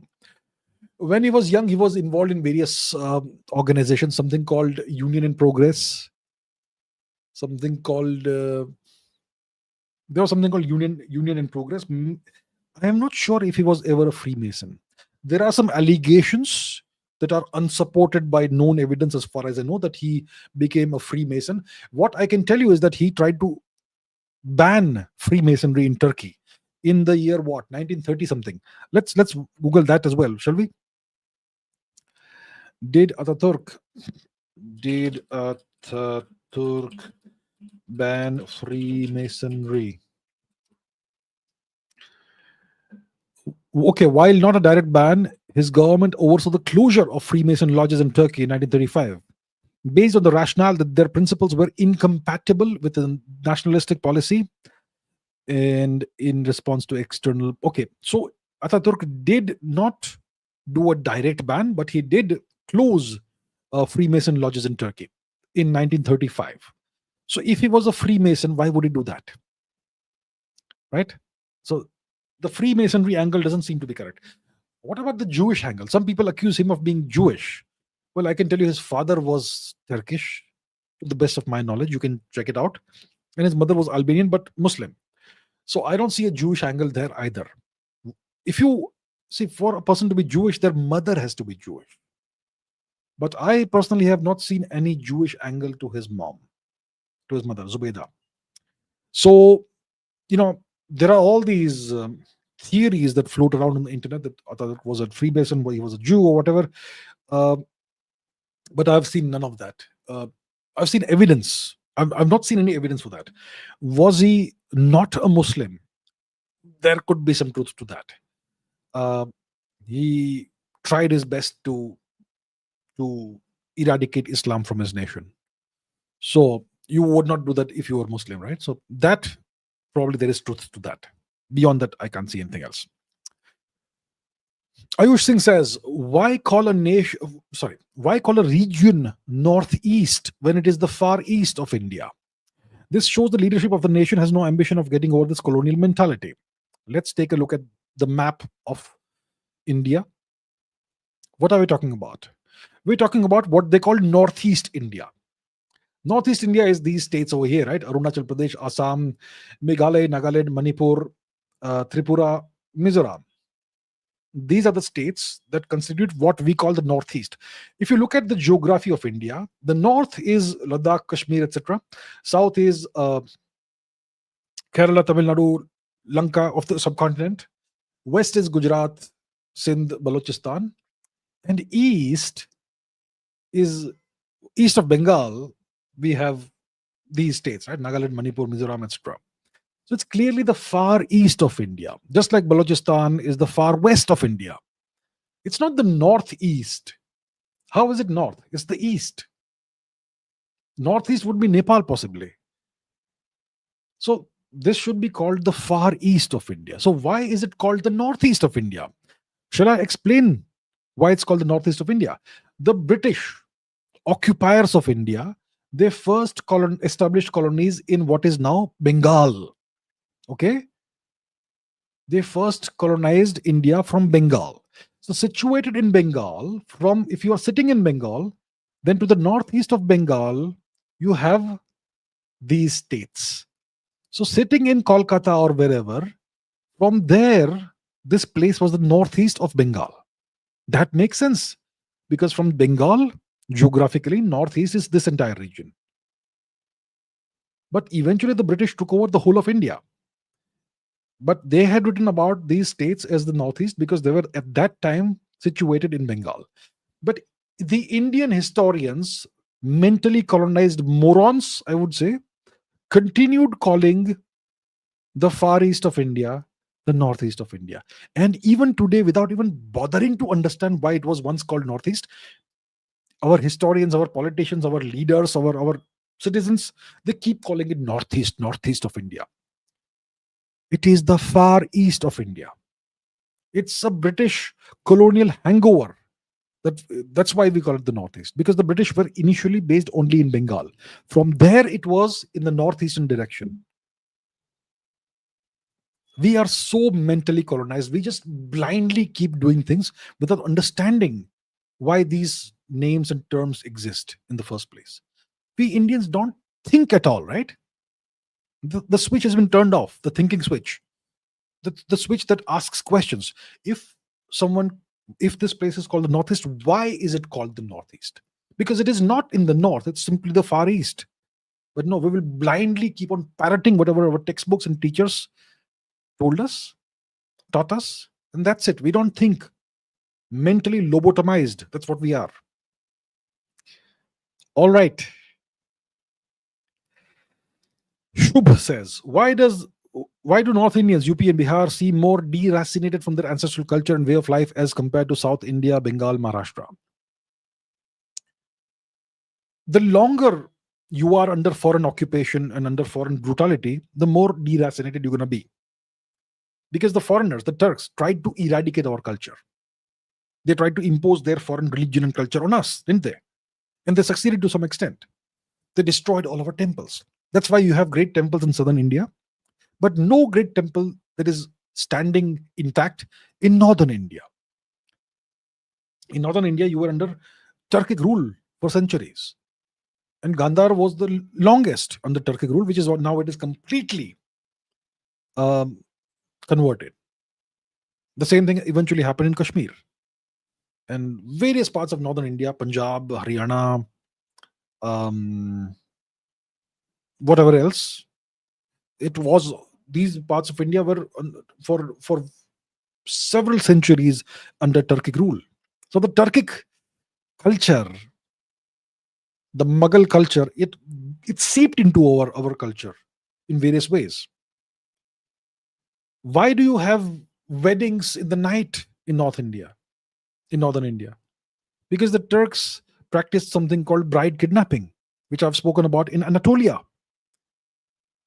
They would kidnap young girls who had just got married on their wedding night or wedding day. And so it was necessary to do weddings in a way that the Turks would not notice. That's why you had to do weddings in the middle of the night. And that culture is now our culture, apparently. It was not our original culture. See, so the longer you are under foreign brutality, oppression, occupation, the more deracinated you're gonna be, and that's why we have the situation that we have. Okay, let's. Okay, Bhaskar Bandit says, when did the idea of white skin being superior actually start or originate? Was it from the Anglo-Saxon British Empire? Do we see traces of this earlier in Roman Empire or even before that? Thank you, sir. This notion of white skin being superior, it dates back only about 200-300 years. So the Europeans became dominant in the past 500 years. And eventually, after a couple of centuries, 2-3 centuries, they started believing that their skin tone is racially superior. And anybody who has the skin tone associated with Europeans is naturally superior to other people because they became so dominant because of a variety of reasons. During the Roman times or Greek times, was white skin supposedly superior? The Greeks fought the Persians for centuries. Did the Greeks believe that the Persians were inferior to them because the Persians had darker skin than the Greeks? No. Did Alexander believe that the Indians were inferior to him because Indians had darker skin? No, no such thing. Absolutely nothing. Right? Roman Empire. The Romans, the original Romans, not today's Italians, the original Romans had dark hair and dark eyes. And they had darker skin compared to the Nordic people and the Celtic peoples. Okay? Then you have the conquest of Gaul and the conquest of various other parts of Europe. When this happens, the Romans start bringing in large numbers of slaves from these parts of Europe which they had subjugated. So when you bring in slaves, women slaves, let's say, from the Celtic parts of Europe, etc., most of those women and people will have blonde hair. And those were enslaved.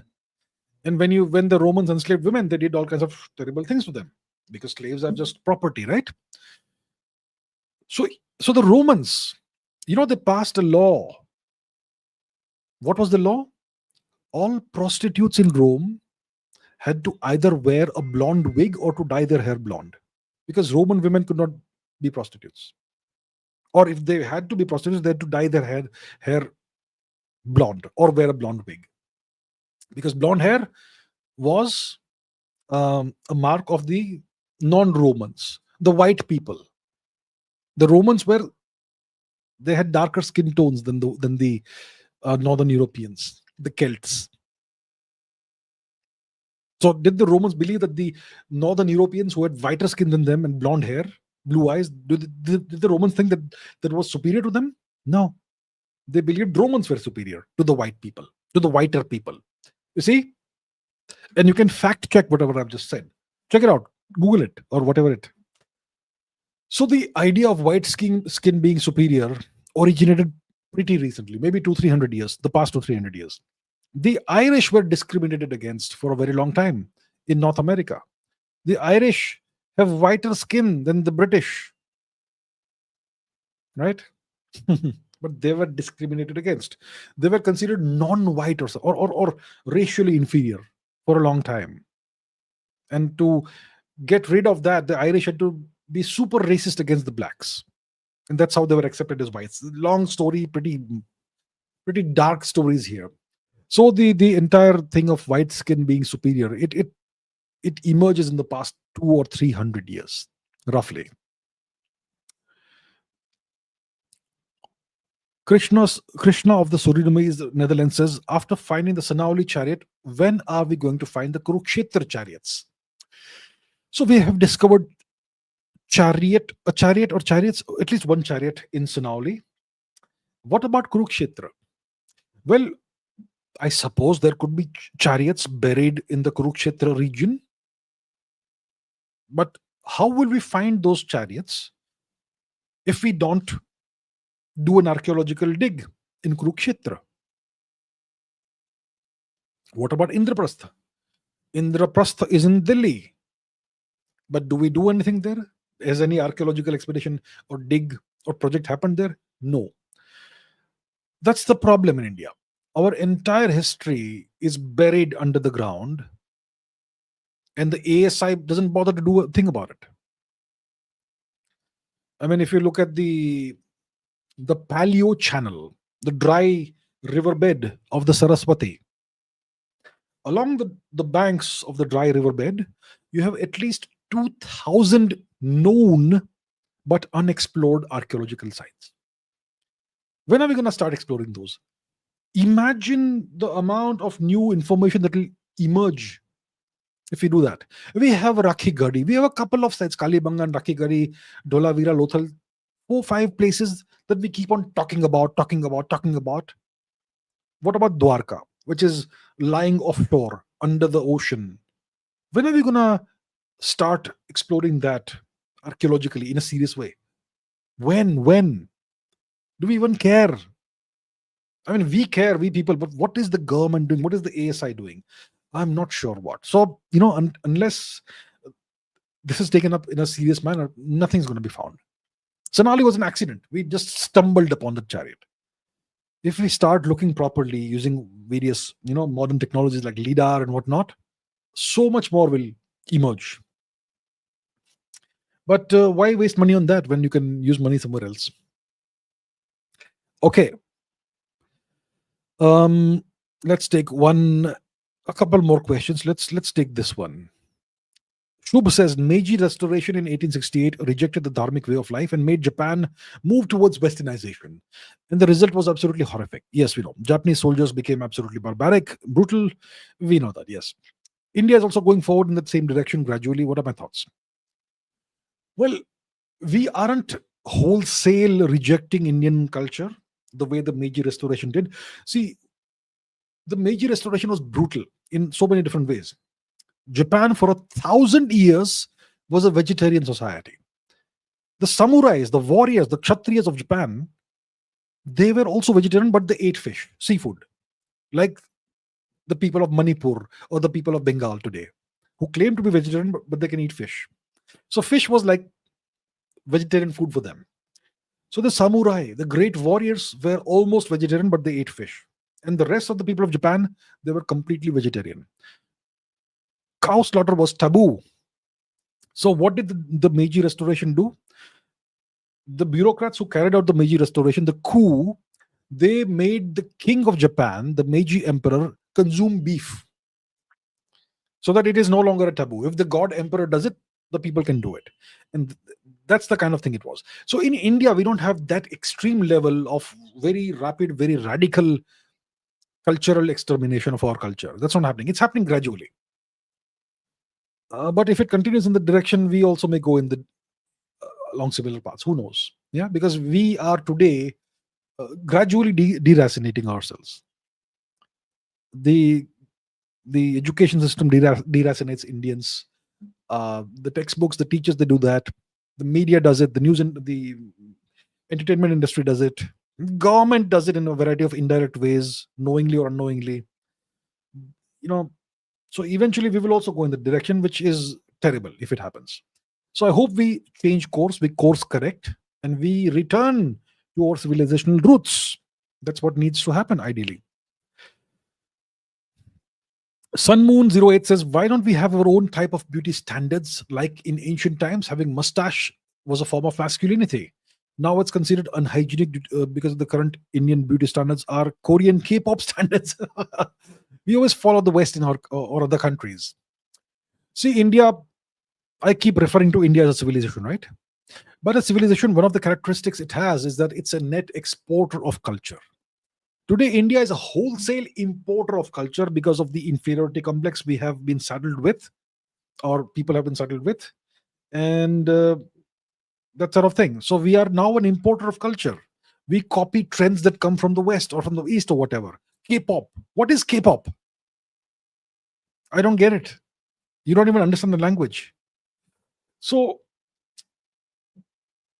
Indians are deracinated. Indians have this inferiority complex, massive inferiority complex, which is why Indians want to absorb and ape, like monkeys, everything that comes from abroad, from any nation that is, financially more prosperous than ours. So it's a terrible thing, right? We should have our own standards. We should once again become a net exporter of culture. But for that, we have to become more prosperous. And the government needs to reinvest in Indian culture and civilization, which it is not doing right now. So that's the deal. And let's take one last question by Swapnil. How did the resettlement of freed African American and Caribbean slaves shape the founding and development of Liberia and Sierra Leone in the 19th century? Okay, first of all, what part of the world is this? Let us figure it out. Let's go to the map. So we're talking about Western Africa, Southwestern Africa. Okay.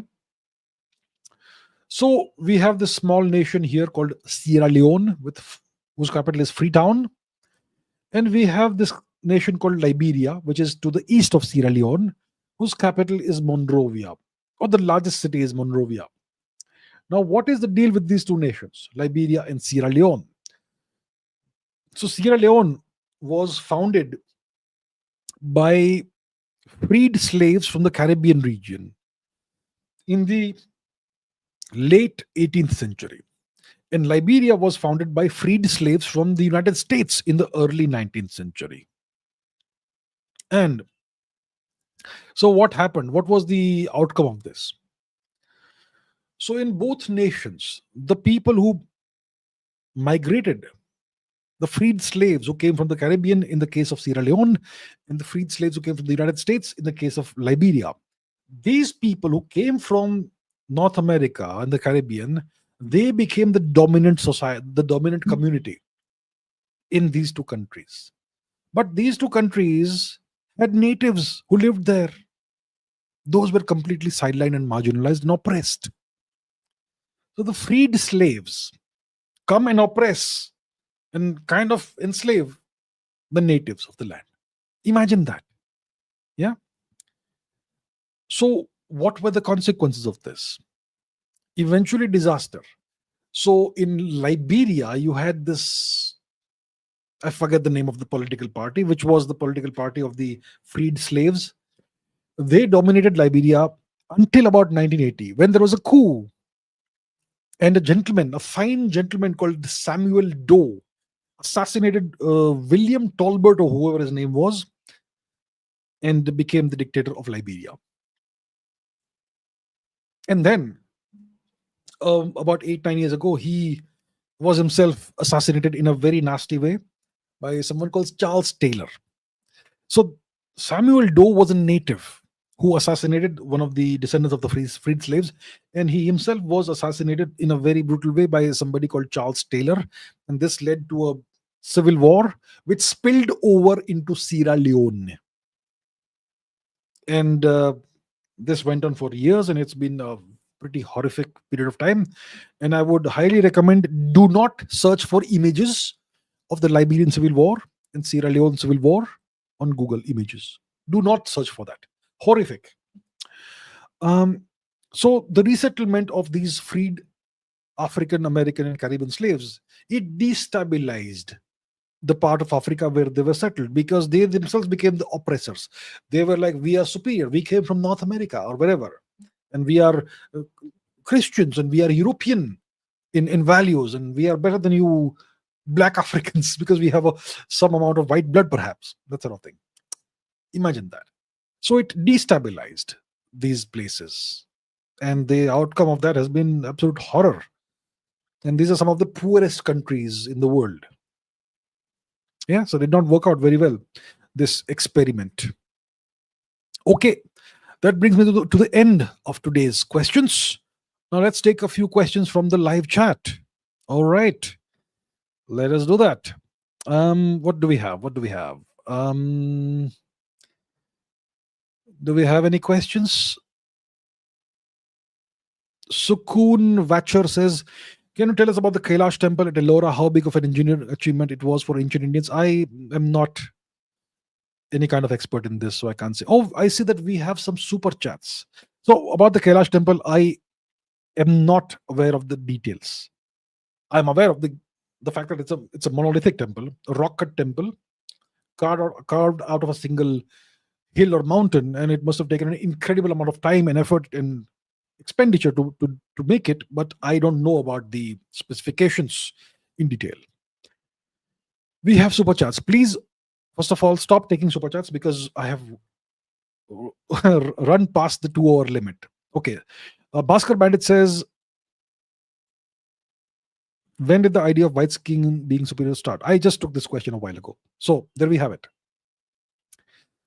Anyway, thank you for the question.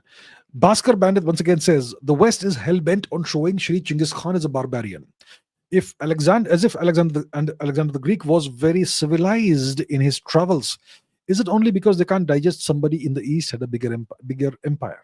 Yes, of course. See, today the West dominates the world, and they seek to downplay the achievements of all non-Western peoples, kingdoms, cultures, civilizations, empires, especially non-white entities. Genghis Khan, one man, conquered half the known world of his time. He conquered half of Eurasia. He himself did not conquer half of Eurasia, maybe at least more than a third of Eurasia, but eventually the Mongol Empire encompassed half of Eurasia, essentially. Right?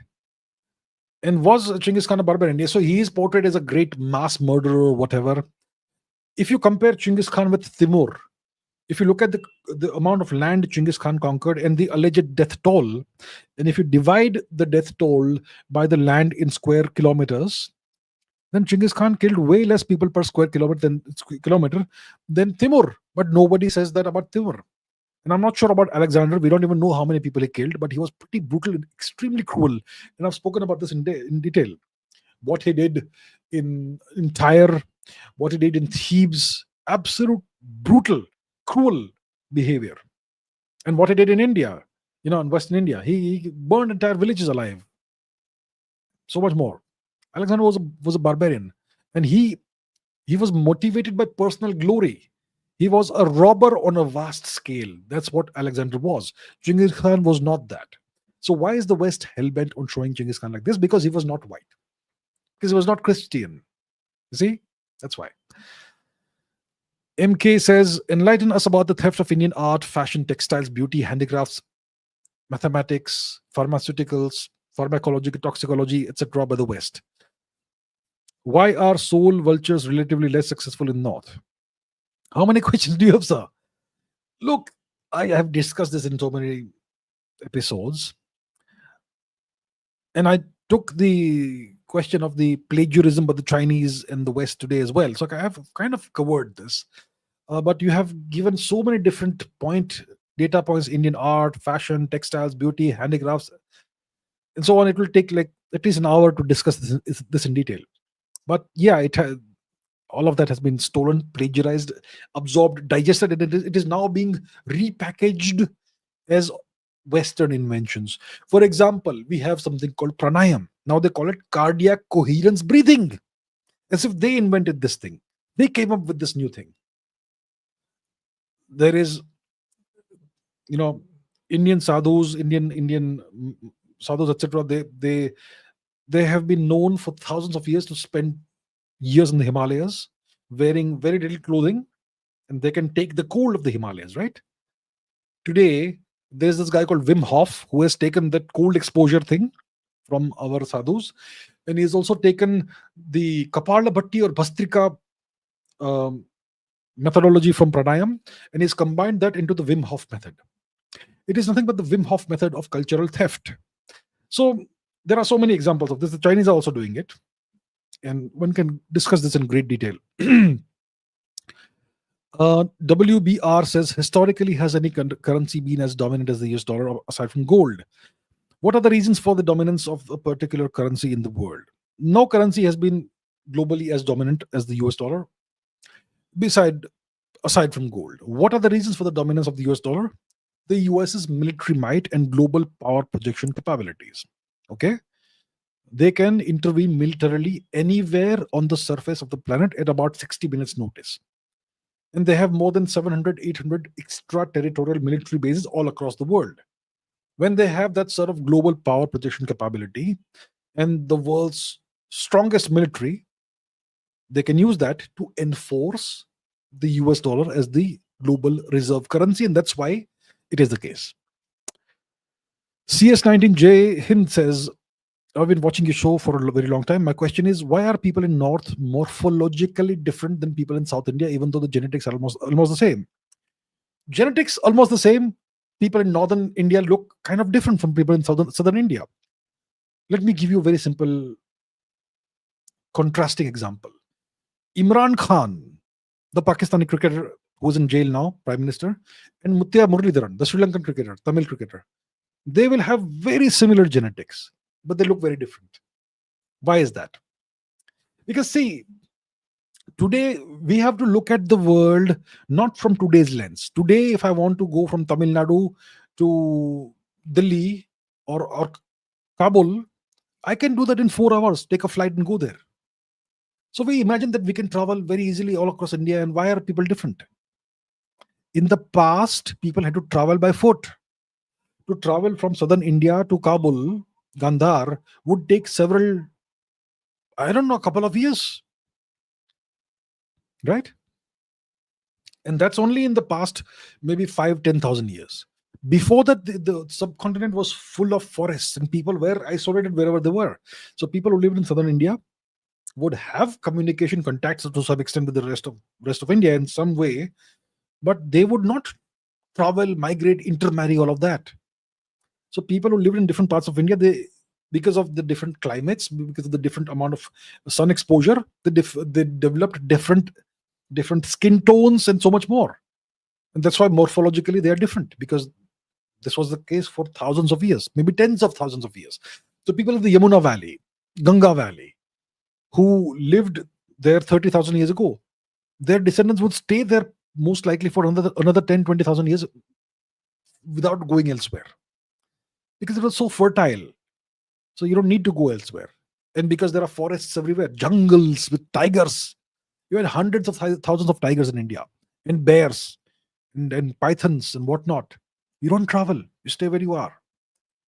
So even though we all originated from the same population group, we spread across the subcontinent, and for tens of thousands of years, different population groups evolved in different ways, and that's why we have this difference in morphology.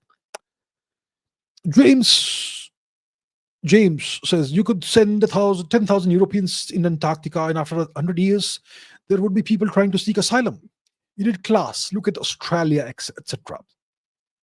Australia is a great case study of European colonization. It is said that you send Europeans to a certain part of the world for 100 years, and they will completely transform it. They will turn a barren place into a first world country. Take the example of Australia, or the United States, or Canada, or any of these countries that the Europeans colonized. Well, I'll tell you what. To do that in Australia, they first had to genocide the natives. They had to classify the natives as flora and fauna. Yeah? Would you like me to show you something, James? James, first of all, I appreciate you. Let me repeat that. Okay, so Australian Aborigines in chains. So check this out. They won't show it. Why is this safe search nonsense on? View image. Check it out. Check it out.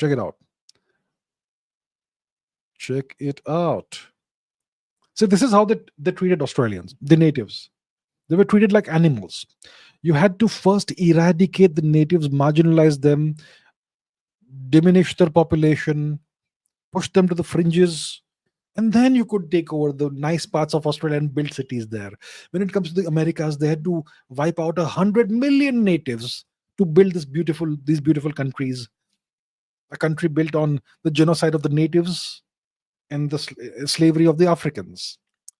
So yes, once you do that, once you ethnically cleanse your land, the land you have occupied, then you can build a first world country over the bones of the dead, I suppose.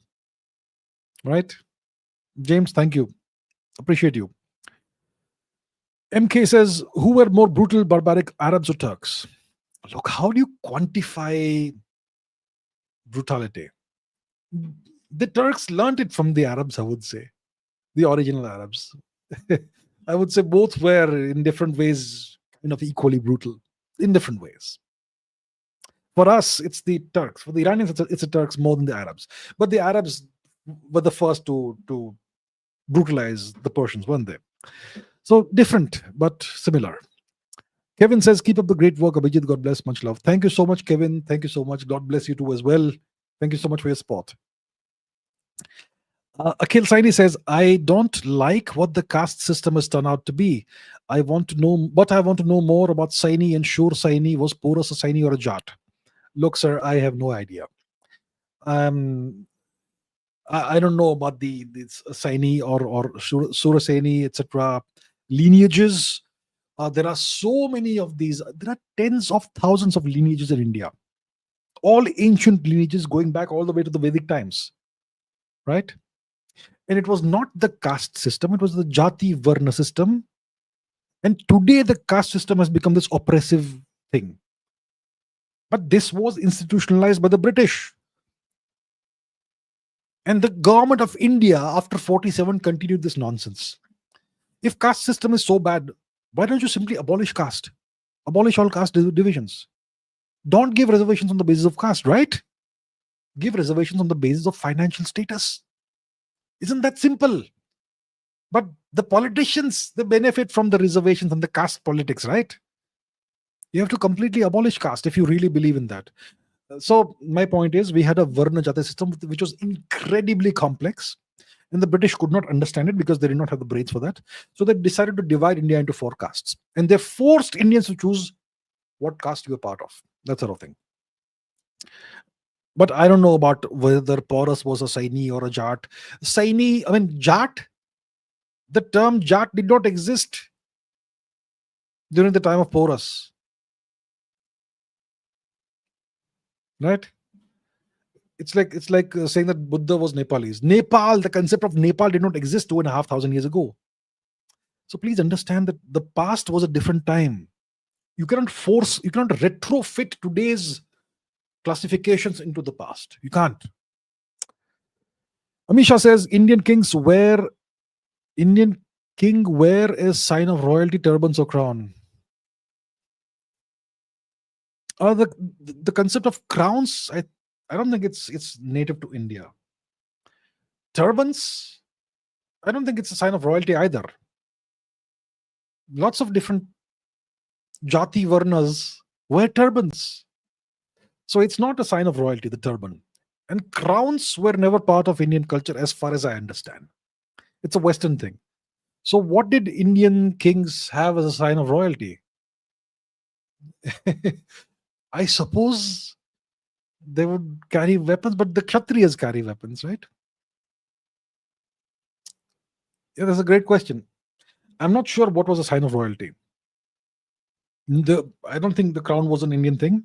Turbans, lots of different groups of people wear turbans. There must have been something, but we have lost the records of those times, right? What did Chandragupta Maurya wear that others did not wear? I'm not sure. If you look at the coinage of Kanishka, he doesn't wear a crown. I suppose you were king because you were king, and you do not have to wear something special to tell the people that I am superior to you. And your soldiers and your power, that made you superior, and that made you the ruler. And you were not someone who ruled, you were someone who served. That was the dharmic way of ruling. Right. UMX Glow ha ha ha ha says, maybe Indians crave other cultures because Bollywood, which is apparently supposed to be our culture, is terrible propaganda. What's the solution? You see, what passes is Indian culture. Today, if you look at Hollywood, they think that Indian culture is Bollywood dance. Bollywood dance is not Indian culture. It is, I don't have a polite word to term what Bollywood dance is. Bollywood music sounds sometimes more West Asian, Middle Eastern than Indian music. So Bollywood has played a big role in brainwashing Indians. And Indians, for the longest time, were starved of entertainment. So they just absorbed whatever nonsense comes from Bollywood. And today, Indians play these Bollywood songs even during festivals. What is the solution? The solution is the democratization of culture. Today, you can see, if you're a singer, if you're a musician, if you're an artist, you don't need a record label, you don't need a big producer to put your work in front of the people of India, right? Or the world. You can simply make a YouTube video of your song, or whatever it is that you're doing. And I think that is going to be the solution. But is it too late? Are all Indian artists already infected with this mind virus? I'm not sure. The solution is the democratization of content creation. So that could be a solution, but it's possible that it's already too late, because most Indian creators, artists, etc., are brainwashed. They have been infected with this Bollywood virus. But I think there is still hope, and hopefully that will be the solution. Okay, UMX go. When is another episode of Delulu Indians Believe in coming? Delusions Indians Believe in coming. Would you like one? I could make an extended version of that, perhaps. I could do that. Let me know. All right, that brings me to the end of today's live stream. Thank you very much. This was great fun, as always. Let's see. Let's take one last question. Neeraj Desai says, why does Sanskrit have so many words for the same things like Surya, Ravi, etc.?